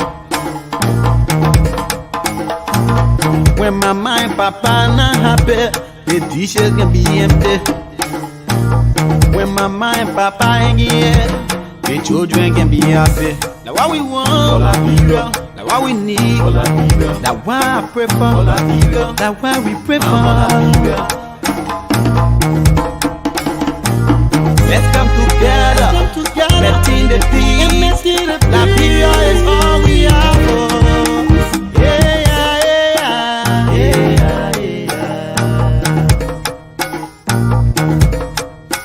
yeah, yeah, yeah. Let's come together, letting the peace. Liberia is all we have. Oh. Live music.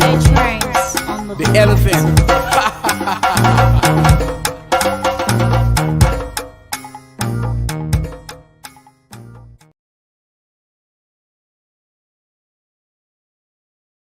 It's fatal.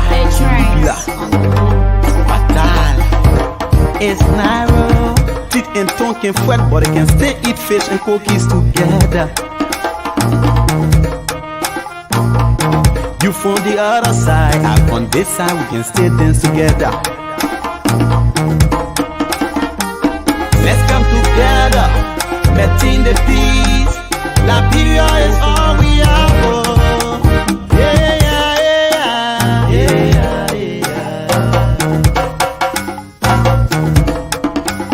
yeah, yeah, yeah. Ay babu popole, la gloire mon Dieu mo. Ay babu popole, la gloire mon Dieu mo. The time we take to cause trouble, we should take that time to do something constructive in unity. Mama Liberia need us. Mama Liberia need us. Let's stop the two my heads. It can benefit us when we pray for each other. We will succeed when we come together as one. We will succeed when you get on your knees to pray. Put Liberia there. When you get on your knees to pray, put Liberia first. Akatengene kwa Abama onyanombo Baila Liberia jiekpa. Let's stop undermining one another. Put our interests last. Put Liberia first. Let's come together, letting the peace. Liberia is all we have. Oh. We don't want a palava. We don't want a halala. We don't want a palava. We don't want a confusion. Let's come together, letting the peace. Liberia is all we have. Oh. Teeth and tongue can fret, but they can still eat fish and cookies together. You from the other side, I on this side, we can still dance together. Let's come together, letting the peace. Liberia is all we have. Oh. Yeah, yeah, yeah, yeah, yeah,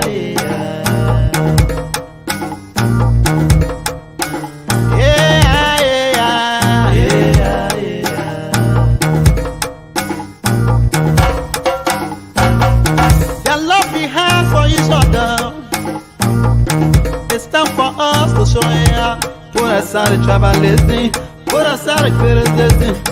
Yeah. Let us work together and move the country forward.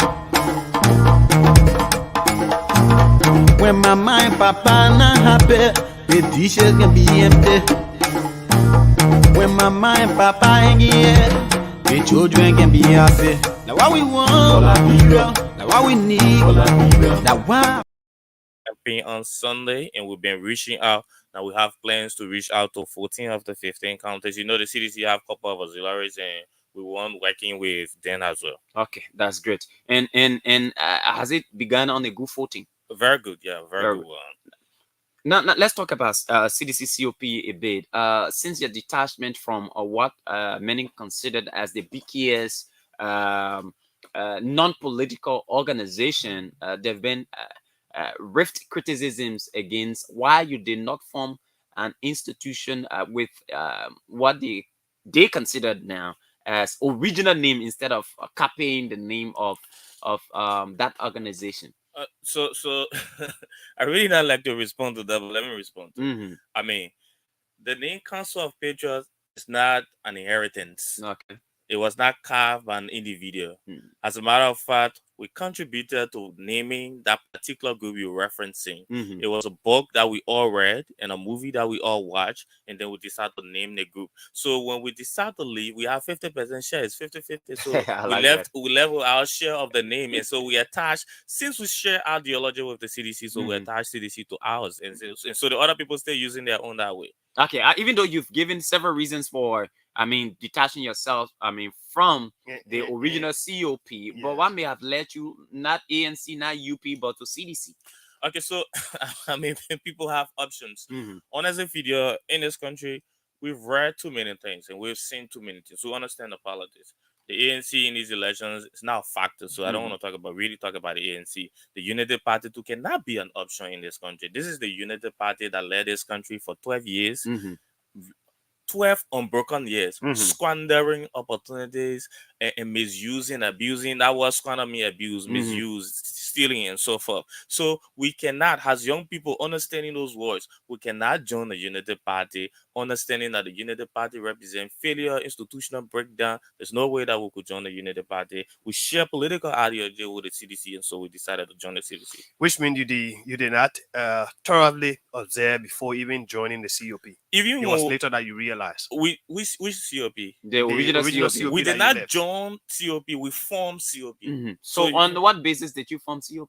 Okay, so when we came together to form the Council of Patriots, it was about the Liberian people. The conversation to start a political civil rights movement did not start under the George Weah administration. It started in 2016 under the Ellen Johnson administration. And so we were working behind the scene, and then we came about George Weah time. Now, our paramount objective, and one of the things we wanted, is to understand, for government to understand that you owe it to the people, you owe good leadership, you owe everything to the people that government's supposed to deliver, and you must deliver on those deliverables. So we formed the Council of Patriots, and then we were moving.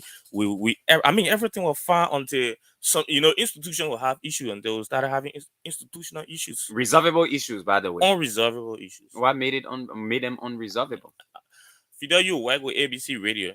If you come to ABC Radio, you are a journalist. You're supposed to be a professional journalist and an independent one. When ABC Radio found out that you are not independent and you're doing business with certain politicians in this country, and then some of your information are misinformation, if ABC Radio want to uphold her standard, they will disassociate from you. So you could align that with our reasons of leaving the other COP. Okay, great. And I like the way you're answering the questions. That's great. Now, sorry about that, folks. Now that you've, we can't deny the fact that even though you made mention of squandering opportunities, but you and I know that there were some gains that were made by Unity Party. So basically, the Unity Party people will speak to the gains that were made by Unity Party. Now, why can you speak to them too? I'm not a spokesperson of the Unity Party that will speak to that. Now, you have a standard bearer of the Unity Party who, let's say they did some good. Maybe you may say it in your words, but you have a standard bearer of the Unity Party who can align himself with few goods that Ellen did and disassociate himself for all the wrongs that Island do. Now, if you ask a Unity Party president to take responsibility of the breakdown of NOCA, they will tell you say they're not vice president function. Yes, he has admitted to the Ellen-led government squandering opportunity. That's why, he was part of. that's why I'm telling you now. I mean, we're talking Unity Party in general, not discussing any video. Yes, Let's talk the institution. Waka aligned himself with the squandering of opportunities. I mean, go ask Baka now who led to the breakdown of Nokai. He'll tell you he never knew about it. He was a racing car park. Didn't he say that? He said it. He said it was a racing car park. So they have aligned themselves with a few good Ellen did and then disassociate themselves from the wrong. Okay. Now, what tilted you towards the CDC? I mean, one of the reasons why we get into politics and we believe that we should be political is for the common good of the country. You can't have a political assistant that is governing the state well, delivering. I mean, you can see the tangibles everywhere, and then you still want to be an opposition. Being an opposition is not a career. I don't even know why we're still talking about our past because we've crossed that almost 3 years ago. We did not just join the CDT. We've been with the CDT almost 3 years ago. So, I mean, it's not a new conversation. It's on account of the fact that we've just having this interaction. So Okay, it's so important. It's not a new conversation video. And so that's our past. We've moved on. We've seen the different improvement under President We administration. We've seen things that we never saw before. We can name them. We've seen how the economy is stable. We've seen how in the absence of international security, we've maintained peace under the George Weah administration. You don't have army in this country, but we've conducted by-elections in this country, hugely tense by-election in this country, using our own security under the George Weah, and then we maintain peace. So, I mean, a lot of things to talk about and a lot of things to support President Weah for. Okay, good. Now let's go to the meat of the discussion. And you are involved with campaign. Thankfully, the CDC COP has begun her campaign rounds. And where are you starting from? We started from District 11, District 2. I mean, we have sales throughout the country.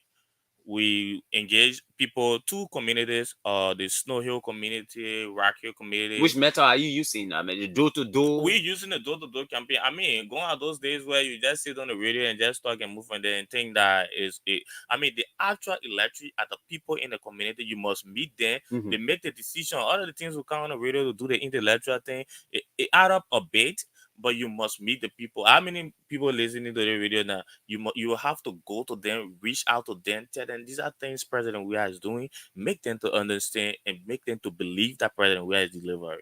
Now, with all of what's happening in our country, what are the core messages you take into the people? I mean, you can name all of what happening. I mean, in your perspective, I don't know what you mean. All of what happening. All of what happening could be President Weah. I mean, it's from your perspective. It's you all asking. Of what happening could be President Weah built the Invincible Sports Park to a place that used to be very deplorable. That's capital investment. President Weah built road from River G all the way to Maryland. We never had it before since 1847. That's capital investment as well. President Weah is building a couple of sports parks across the country. So, in my view, those are some of the things that are happening. I mean, you could give a perspective of the things that you think that are happening. No, okay. Well, that's you there. But what reception are you receiving from communities you've entered so far? I mean, President Weah is very easy to market. And I tell And you you think this, so? very easy to market. I tell you this, in these elections, we really don't have a major contender, so to say. President Weah really don't have a major contender because if you go to Johnsonville and tell the people of Johnsonville, these are things President Weah is doing, they will believe that even in Johnsonville, they never had a road there connecting Johnsonville and Dry Market. You don't need to say a lot. They know that President Weah has built road from Johnsonville connecting Dry Market and Bannersville. They believe that. You don't have to shout loud to say it to them. They know that. They will even tell you before you reach there. People in Johnsonville, students in Johnsonville that are attending the University of Liberia, parents in Johnsonville know for a fact that they're not paying fees for their children at UL. Parents in Johnsonville, DJ, and all the communities we've gone to know that they're not paying WAS fee in this country anymore. Imagine a single parent we met, the woman had more than 5 children. All of those 5 children sat WAS, and then she did not pay a dime for the WAS. Back then, under the Joe Baka and Ellen administration, that woman gonna be all over the play crediting money. Why not Ellen Baka administration? Nah, I said Joe Baka. You can say it away. I'm saying it my way. Under the Joe Baka and Ellen administration, that woman gonna be all over the place lobbying for money, crediting money. Maybe she would attend to some kind of mayor beggar around the place, and people are gonna be calling her names. But George, we are restored dignity, pay those children fees, lesser the burden on the parents, and so things are moving smoothly. When you go Johnsonville, those are the things that you will tell the people and they believe it. I mean, so the thing about reception is that even the people know that President Weah is delivering. So the kind of receptions we are seeing or turnouts we are seeing at unity parties campaign activities, I mean, the turnout is so mammoth. Is it that the message is not resonating, or you think they are playing fool? Fidel, you don't want to talk about political numbers. You know, CDC. I mean, at this point, we need to talk about it now. Fidel, you don't want to talk about political numbers. There's no one candidate that has put a cry in this country than George Weah. So when we come to talk about political numbers, even the place Joe Baka went yesterday, District 15, Abu Kamara can put up more than the cry he put up. So we don't want to compare George Weah and Joe Baka in terms of cry. No, combine George Weah and Cummings cry, and then combine most of the top opposition presidential aspiring. Let's have that conversation and do the statistic. I'm a student of economics. I don't just throw out a number, but Joe Baka does not have a number. Okay. Now, as you're moving, now you're in District 11, as I'm told. 11? Yeah, District 11. Where do you go next? Yeah. After District 11, we're taking territories. We're reaching out Mangibi, Bon, Lofa. I mean, I said earlier that we have a plan to reach out to 14 of the 15 counties. Now, this is a very, I mean, of course, the campaign period is short. What is the numerical strength? Are you doing it simultaneously, or are you moving the same team from one county to another? Fidel, we have team throughout. Okay. Decentralized. We have team throughout the counties. So they are working in the different counties? Effectively. Okay. Working. Okay. You're going there. What's the purpose of your going there then? Okay, so, I mean, you have a leadership structure in every county. President, we have superintendent in all the counties, but he can do county tour. So if we have people in all the counties, we must reach out to them too as leader of the organization. I mean, we brought you on our umbrella. This is what we brought you. This is what we believe in. This is our ideology, and then we share it with them. I mean, you must inspire people that follow you at times. So we're reaching out to inspire some of our leaders in the various counties. Okay. Now we will go to the thematic areas that we want to talk about, but are you one of those who believe in this quote unquote one round victory? Is that a possible? Thankfully, you were student of economics, you student of number. I believe in it. I believe in it. What are the different circumstances you think will give rise to a one round victory for the CDC? Okay, so I mean, Fidel, back then when George Weah was not president, just George Weah coming out of exposing, so he had that number. Now George Weah has come to politics. A lot of people doubt that George Weah could deliver some of the things he's delivering. Some of us, and a couple of our friends, now we're supporting George Weah because George Weah has delivered more than what we even thought. I mean, he's built for himself a standard in politics that even people who overlook him before are not saying, but no, we overlook the man, but I mean, he's proving all wrong. So George Weah has proven a lot of people wrong that doubted him before, and so a couple of them are supporting him now. Let's talk about the numbers, the Unity Party numbers and the CDC number. People talk about perishable numbers. Yeah, numbers are perishable, but not on our side. Let's take, for instance, the Unity Party. What makes your numbers non-perishable? Not perishable. At least you've tasted power. They have an appreciation of what George Weah is capable of doing now, unlike in the past. Okay, so yeah, but what I'm saying, before then, George Weah didn't build road, people supported him. Now George Weah building road, you think how many people are supporting? More of the people that supported him was supporting. So let's talk about this. The United Party in 2017, I mean, you were on the radio, you have a broader experience than I do. In 2017, control the state, they control almost everything. United Party used to go from ministry to agency and other government institution, forcing people, coercing people. Like CDC is doing now? No, we're not. Okay. No, we're not. Forcing people to attend Unity Party rally. They will carry Unity Party share in those buildings. If you don't attend the rally, it's a mandate from Women Pay. If you don't attend the rally, you'll be dismissed from your job. There's no complaint of that under the CDC administration. Why is this so? There's no complaint of that. Are you sure? Because, I mean, because President Weah is not one that beg for numbers. President Weah has never begged for numbers in this country, and he will not beg for numbers. And so, whether you're civil servant, you're supposed to be independent, you want to join a political party, you have a right to do so. As a matter of fact, there are people we know in government that are not supporting the regime. So, I mean, it's not a matter of must that when you work with this administration, you must support this administration. I think President Weah has that political tolerance to allow people to take their side. So, I mean, we must appreciate that of him, and we must respect that of him. Unlike back then, where Unity Party, Mo Ali used to be all in the building when you know where the Unity Party shirt to attend rally. I have a brother who was threatening. You send Mo Ali Grand Crew because he did not support the administration. No, He not has because he has to Mo- leave his job. Not because Mo Ali resigned. They did not dismiss Mo Ali. He was No, of a course, civil yeah, servant. but he was sent in an Fidel- uncomfortable Fidel- environment. No. Why make Grand Crew uncomfortable? You That's- can live no, Grand No, Crew? no, I can live Grand Crew. I'm from Grand Crew. So you see, Why so are you you not see- living Grand so you Crew? see, that's their arrogance. Uh-huh. Mo Ali not going to school, you're not doing nothing. Why you gonna go Grand Crew? That's their arrogance. That's their arrogance. They believe that they're supposed to be in certain environment, and they believe that it is their entitlement. They say you Grand Crew to where you know how many people won't go Grand Crew to where, so you better than the people that in Grand Crew. No, the government did not dismiss Mo Ali. Mo Ali resigned on the basis of his arrogance. Go Grand Crew, you go where you say no, you can't. You won't resign. You're taking your same salary as a matter of fact. They paying rent for you in Grand Crew. You believe that you are an expert and you want to contribute to the development of this country.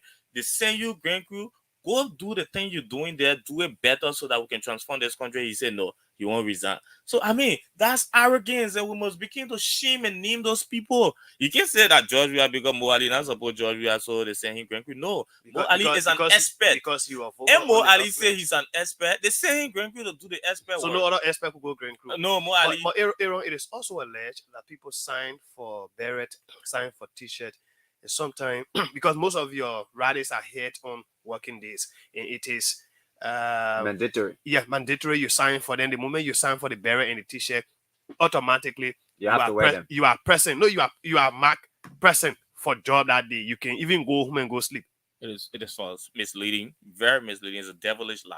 So really, So somebody from Unity Party could even say what you said about women pay mandating I'm not people to telling wear you T-shirt. people. I said my brother was threatening. So you saying it?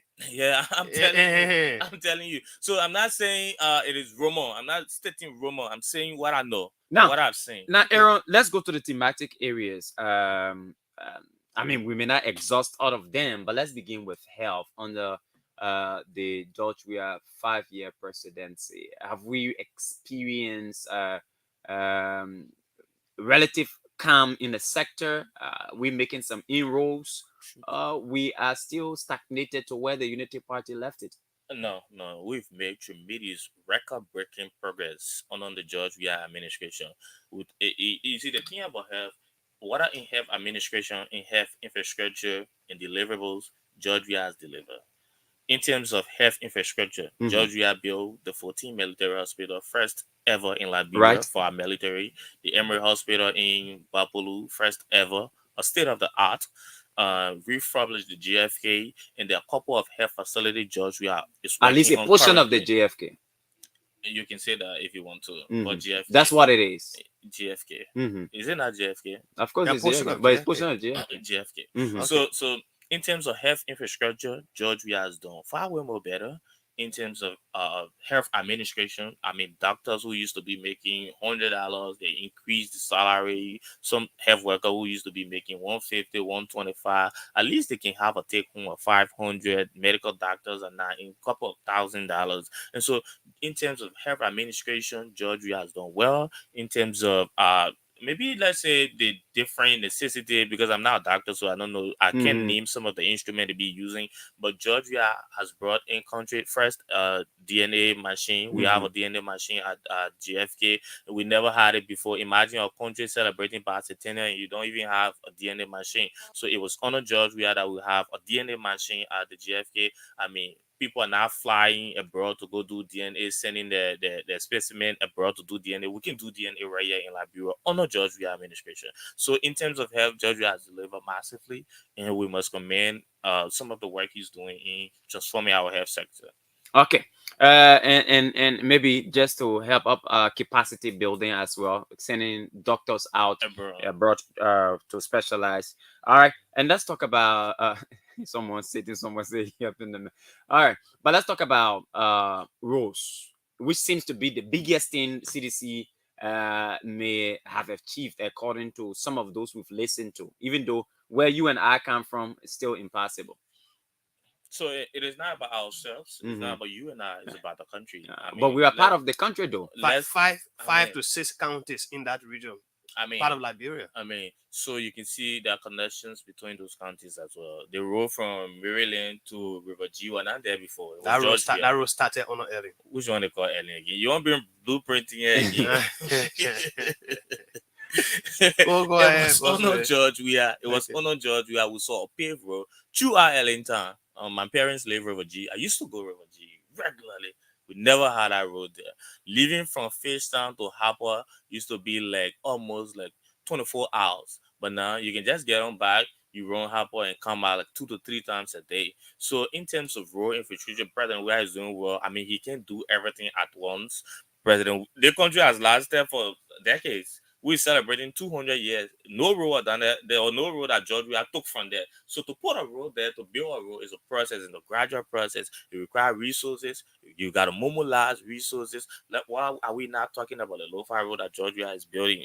Decades. We have vice president who from Lo-Fi, here from Lo-Fi, did not even touch that road. And so he would tell you it was not about him also. So we're saying these are things President Weah is doing. We're not aligning it to ourselves. We're telling you it is about the country. So whether or not George Weah is not building the road in Impactorville, George Weah is building road to go to Lo-Fi. It's a gradual process. The River G road, Maryland to Grand Jita Road is in progress. I think the public where people been speaking about it, they have machines on that road that are working. But again, we're in rainy season. We will always have those challenges, and some of these challenges when rain is falling, where the road will get muddy and car get stuck. So this is the season for rain to fall, and after that we'll pass that. But again, the machines on our road, working on our road, I believe it is in progress. Like the RIA road, since this country will fund our first international road is the RIA road. There's no president that have done real pavement of that road. It's just a little like community road, not present. We are scratching it, so we have to talk about that as well. Not only the bar road, we must talk about the road he's building as well. Okay, now let's look at education. Education under the George Weah administration. Under George Weah administration, all of the government university in this country are free. Under George Weah, even though they still have some administrative issues. Number one achievement, but there are still problems. So, Fidel, even at ABC Radio, you have administrative issues. Even at UMU, AMEU, there are administrative issues. So, your definition of administrative infrastructure issues, wise. Well, listen now. What was there before that George Weah broke down? They are building on what they met there. So, President Weah will not go say, "Oh, we're building new infrastructure." The argument has always been made that the fees that were being paid by these students were covering this. Tuition and fees were covering some of the administrative costs, renovating structures. The University of Liberia have a budget. If you read, and who's funding that budget? The University of Liberia have a budget. How consistent is the funding in the national budget? In the national budget. The University of Liberia is capturing the national budget. Quite rightly. And they have that money going to them regularly. And thankfully, sufficient to run our institution. Oh, really? Sufficient to run our institution, and they have been running the institution. So you cannot say because President Weah say our brothers should go to school free, so you will not be effective. No, who's making that argument? The person must be evil. Our brothers must go to free school, whether or not you will have administrative issues. Settle that administrative issue in-house, but let our brothers go to school. Teachers are taking pay. They're being paid. They're civil servants, as a matter of fact, and they are being paid. So what's the issue? To buy truck, you got budget, money coming for administration, money coming for logistics, money coming for goods and services. The money in the budget for goods and services for you that to buy truck. Maybe they don't know it. That to buy truck, that to buy duster for the blackboard. That's goods and services for you. It is in the national budget. So that money, let them use the money and start giving excuses. Let them run the institution. Primary and secondary schools. Let our brothers go to school. primary and secondary, 6th grader, 12th grader are not paying fees for WASP. There are schools in this country that are receiving subsidies from government. That's a boost to the education sector. I mean, imagine a lady I referenced having 5 children sitting WASP, and then the government lessen the burden of you paying WASP fees. The government pay WASP fees. So since President we have made that pronouncement, the payment of WASP fee has been effective, and the government has been paying WASP fee to WASP in this country. I don't know if the institution is still WASP or WAEC, but the government has been paying money to that institution effectively, and there's no one child since President we have made that pronouncement has paid a dime for WASP fee in this country. So it's a boost as well to our education sector. It's an encouragement of education. Whether or not you get the money to pay WASP fee, go to school. As a matter of fact, all government school in this country, primary, secondary, are free of charge. You can go to school to learn. I mean, one of the things I've always suggested and told people, let's make primary and secondary education mandatory in this country. Maybe because they already telling are free. People don't value free things. Force them to go get it. Now, how do you intend to do that? The primary and secondary. Primary and secondary. Is it really free? Free. It's the same as what's happening at the university level. All you need to do is just register a minimum registration fee. I don't know whether in the context of Liberians minimum registration fee. I try to fund it because if university you just go register with maybe $2,500 and you pay up to $5,000-6,000 or $4,000-5,000 to primary school or secondary school, then is it free? Should we? Of course. I mean, I can. Aaron is here. He can defend. Yeah. So back then, when you paid it $2,000 to register, you used to pay $15,000 again for fees. Exactly. We school. You are not paying in public schools. Public schools. I graduated from public school. And you are not paying. Were you not paying? Were you not paying paying money? No, I didn't pay. I didn't pay 15,000 like he said. No, but you are paying something. It depends on school. So we're talking about three to 4,000, right? So I graduated from D12. In 12th grade, in 12th grade, I paid 1,500 as fees. School fees. Yes, second semester. Tuition. You graduated. Everything. Second semester, I pay just $100. $100 what? Liberty. When you graduated? 2012. I was in D12. I graduated from D12 2012. Contemporary times, bro. Ellen Johnson administration. But when Ellen Johnson was in power from 2006. 2012, we enjoy a lot of things. But who are in power now? Ellen Johnson and Joseph Boakai.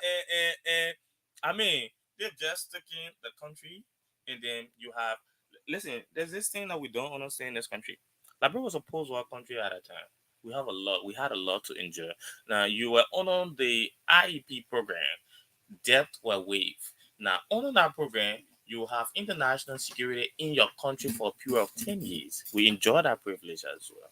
And money were coming in the country for that period because you've just been a post-war country. So the couple of things in the country, privileges in the country. As a matter of fact, government school have been funded by civil society and NGOs in this country. What's that Ellen doing? Even though it was under her administration, but I mean, at the level our BWI, and then there was an institution called Siwoda. And you say it was not Ellen doing. Listen. There was an institution. You said it was not Ellen doing. There was an institution called Siwoda. They came in the country because we just transitioned from war to, trying to bring the country back together, put everything together. They were responsible for all the students at BWI by that time. I enjoyed that privilege. Okay. Even though it was under Ellen's administration, but it was not because of Ellen. It was because Liberia is a post-war country. 5 years after a war, you stand to benefit that privilege. Whether or not Niger is having conflict, right after that conflict, that program will go to Niger. So there's no way under George Weah administration that we can enjoy that privilege because we're not 5 years away from war. We're a couple of years away from war. So what we are saying now is that George Weah is using your taxpayer money. We're not saying this is international institution funding the process. We are saying George Weah is using the money that we're generating from domestic revenue to pay fees, to pay WASP fees, to pay school fees across the country. That's the conversation. Okay, that's education. Now, let's look at infrastructure when it comes to education. The pictures we received from even in certain part of Montserrado, yes. where students were seen sitting on chairs. I remember some time ago, some money was put in the budget for chairs. That money was disbursed, and those chairs were not purchased. Yeah. That is a downside for education from the perspective of the government. Aaron, are you knowledgeable about that? So I don't know the particular instance you're referencing, but again, the government is big. President Well will not be everywhere, which is why I said even in this government we have people who are opposition. It is not really about the politics, it's about how well people who are appointed to certain position can deliver. I mean, the president appoints somebody somewhere and then you just reference that they gave chairs and those chairs were not delivered. I mean, it's not the president prerogative. It is oneness when chairs will be purchased and they are not, and you are the president. Oneness. I mean, listen now. So you expect when students go to school, they not drink water in class for that day. The president will just go. No, the president. 100,000 chairs is not a cup of water. The president cannot be everywhere, Fidel. That's why you have able lieutenants. Which is why we have deputy. And this is more than 3 years we're talking about. President. Listen, my brother. There's an education minister in this country. As a matter of fact, even that who is bossed by the president. Even that minister cannot be everywhere. So if we have certain situations, I mean about chairs, so you expect the president to are you telling us that there is no monitoring and evaluation system in the government in onward to the education ministry? It's not the president prerogative to carry on monitoring and evaluation. The Ministry of Education. There are people carrying out at every institution, I believe, at every government institution. No, but the Ministry of Education now is being talked about. Every government institution, there's a bureau or there's a bait of monitoring and evaluation group there. I mean, what are they as a directory or a couple of directors?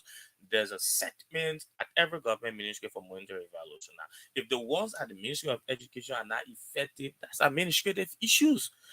Every institution will have administrative issues. I don't speak for the Ministry of Education, so I believe it's a lapses on their part. And you cannot blame this thing chair got missing on the president. Now, how does that concern president? We are in the elections of president. So because chair got missing, so the board do not move over. You say, how does it concern President Weah? In the elections and of President Weah should be receiving reports. I said, how does it concern from the Ministry of Education and the Minister of Education?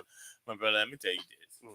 If we don't want to have a conversation about chair, man. Chair got missing. Those things were replaced. Chairs were replaced. So okay, guys, let's make some progress. Let's make some progress.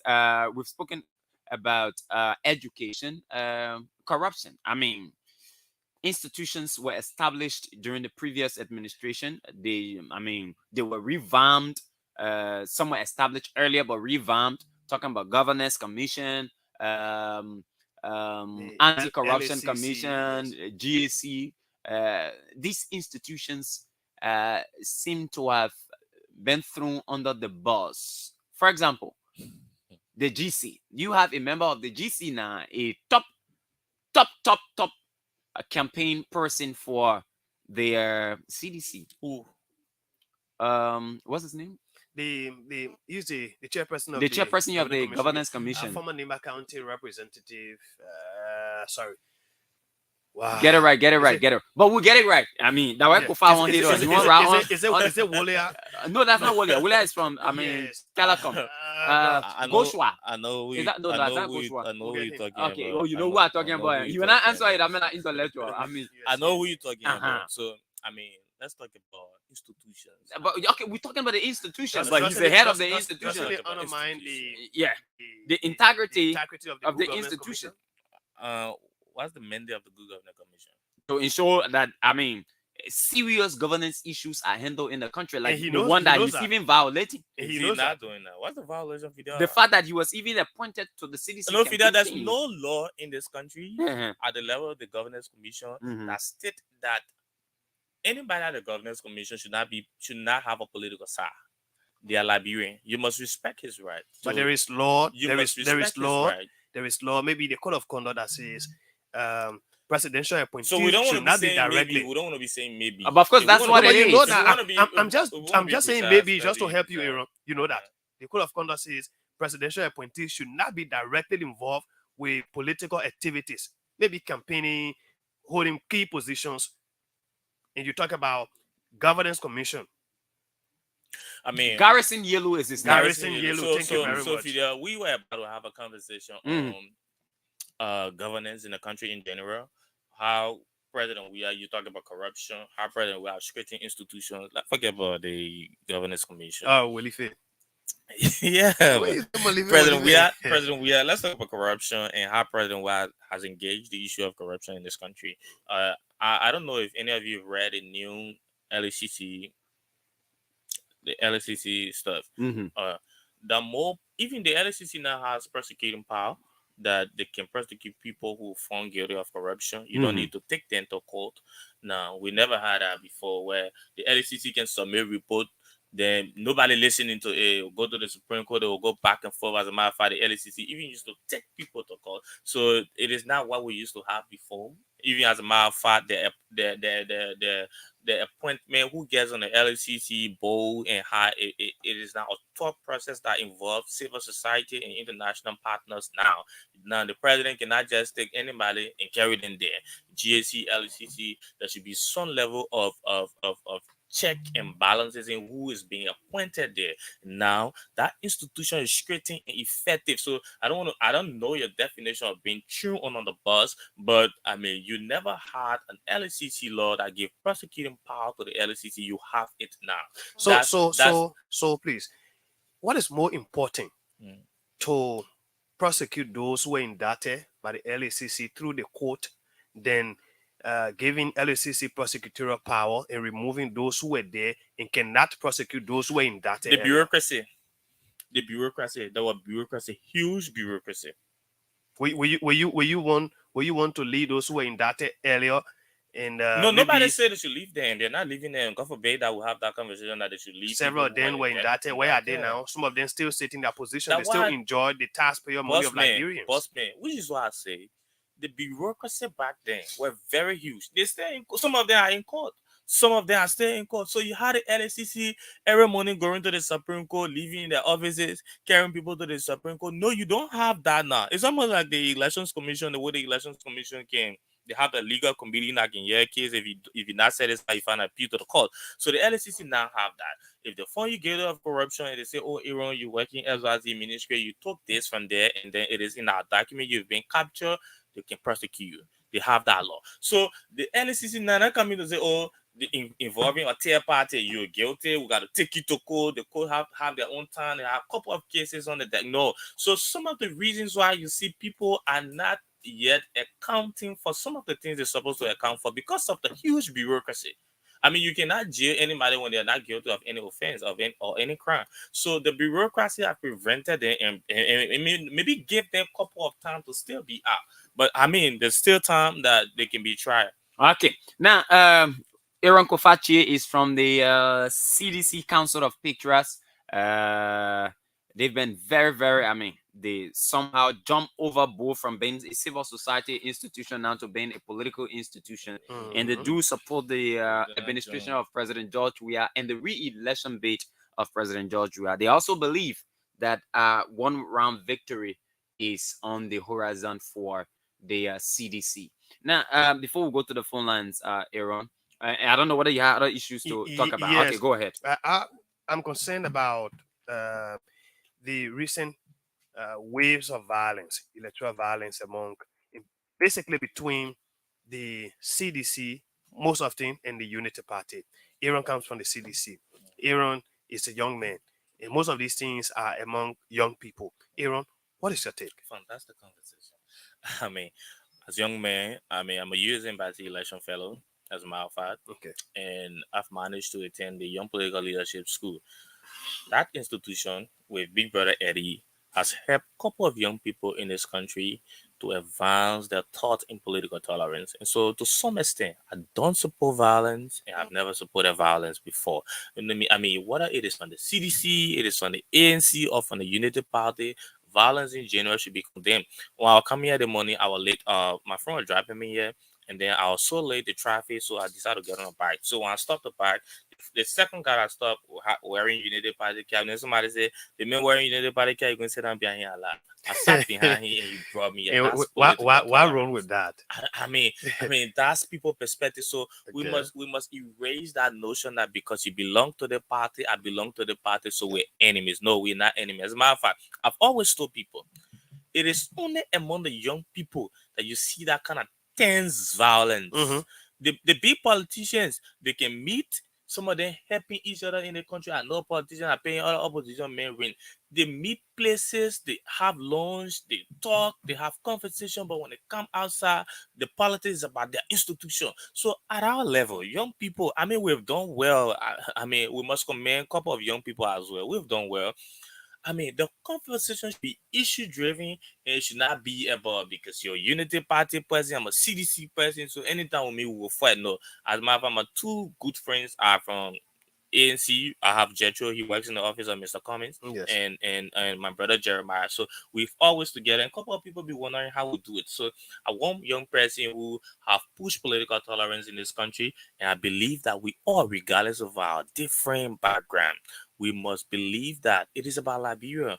All of the people that you see, check the flyers, say that some of them can say transform Liberia, youth empowerment, or make Liberia great again.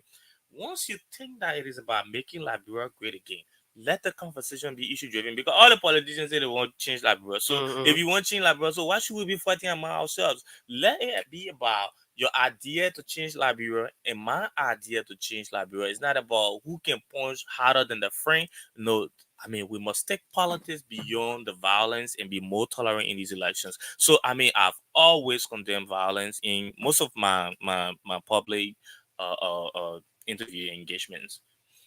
Yeah, Fidel. Okay, we good. Aaron Kofachi, my friend and brother.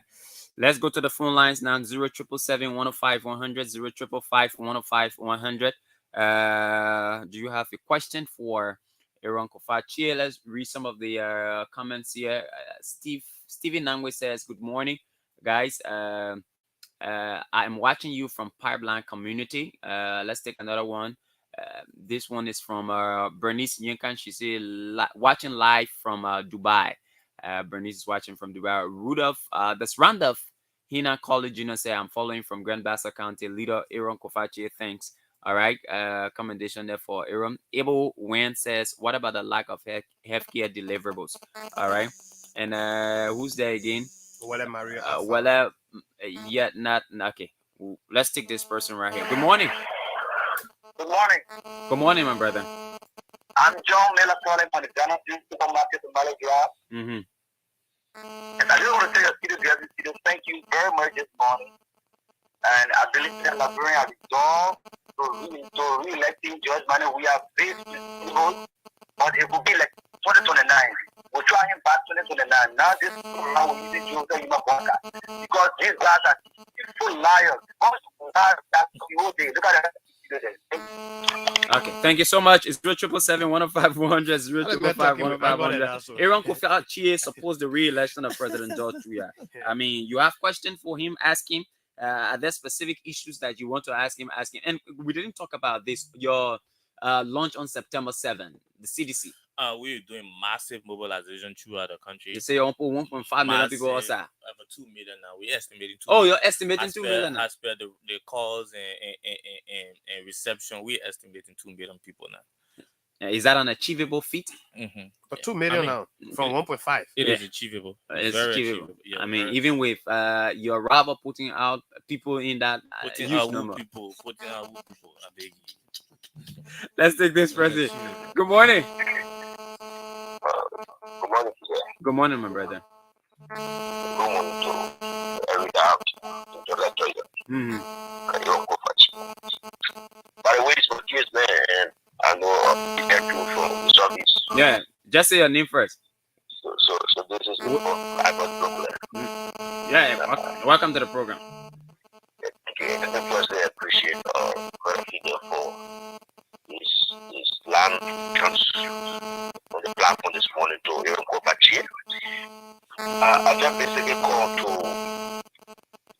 appreciate Brother Kofa for his the deliberations. I think after many significant things that this government have achieved in this period of 6 years. President we have provided some miracles to the many sectors of our government space in terms of economy. I agree with Kofa when he said we have a stable economy. Yes, it is true.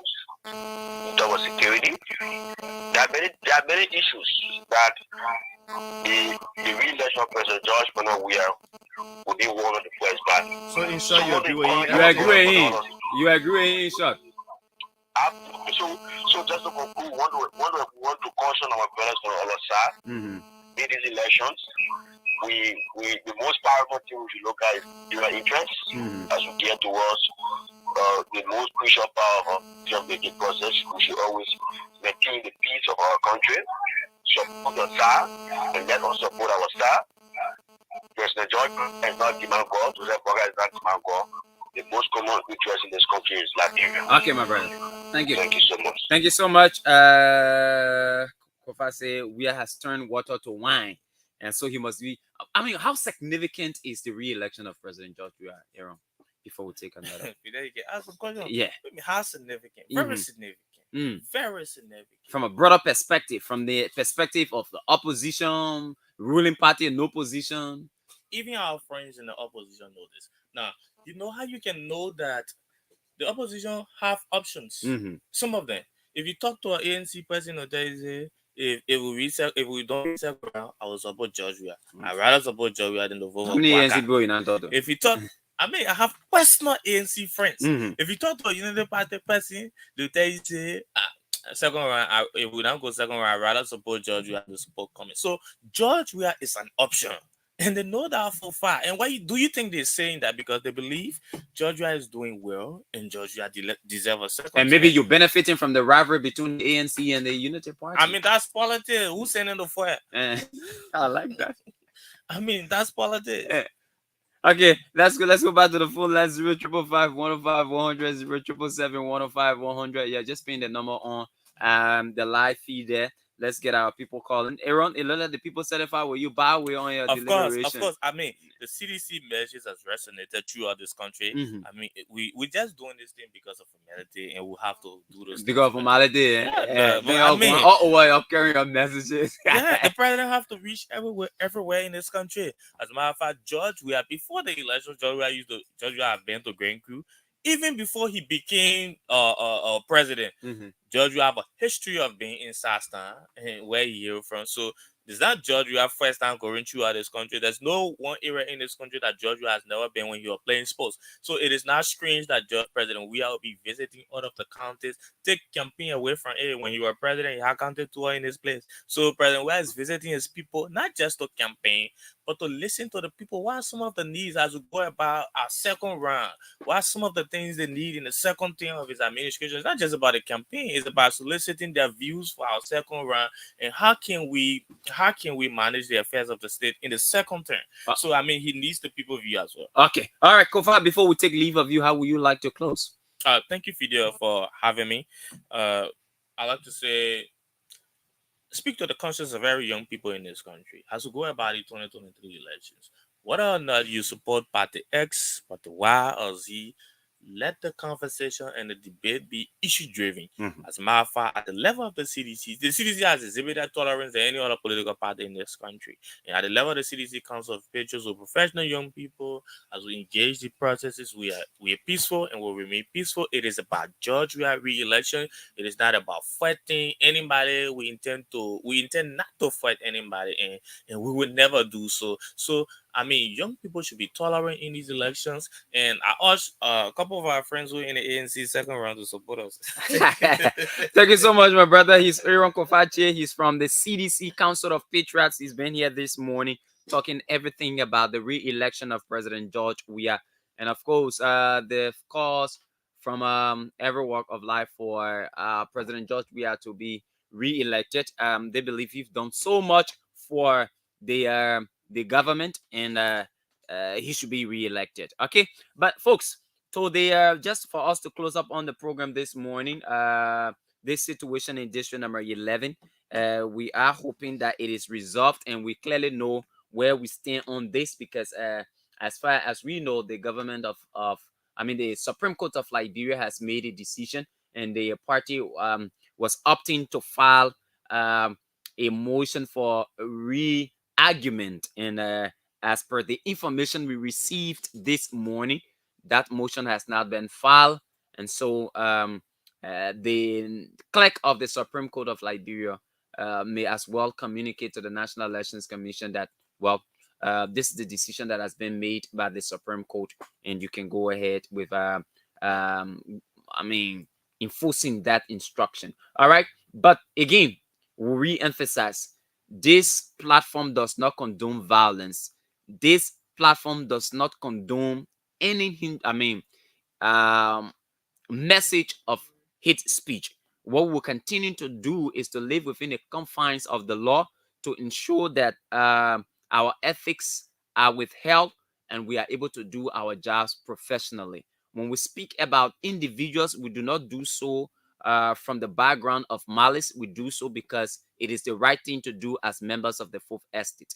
If you don't know why this Fourth Estate was established, is to supersede, or to a greater extent monitor, the activities of the three branches of government and those who are in our governance space. So if individuals are involved with attitudes that are not in conformity with our laws, it is our responsibility to unearth these attitudes and expose these individuals, so that our governance process does not get corrupted. And that is why we are here. So if you feel injured by what we do here, and you think the best thing to do is to resort into violence, sorry, that would be the wrong thing to do. And we're encouraging you to please abide by the law.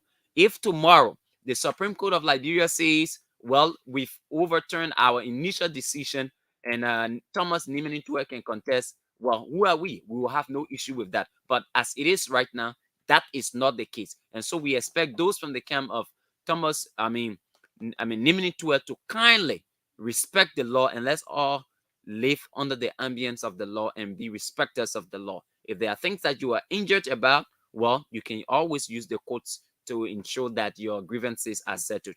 Until tomorrow, we'll be here. Do have yourselves a great day. And remember, Liberia is the only country we have. We must do all within our powers to keep us peaceful, because, hey, this is the land we can never be deported from. Do have yourselves a great day, and remember to be a good citizen. Bye-bye.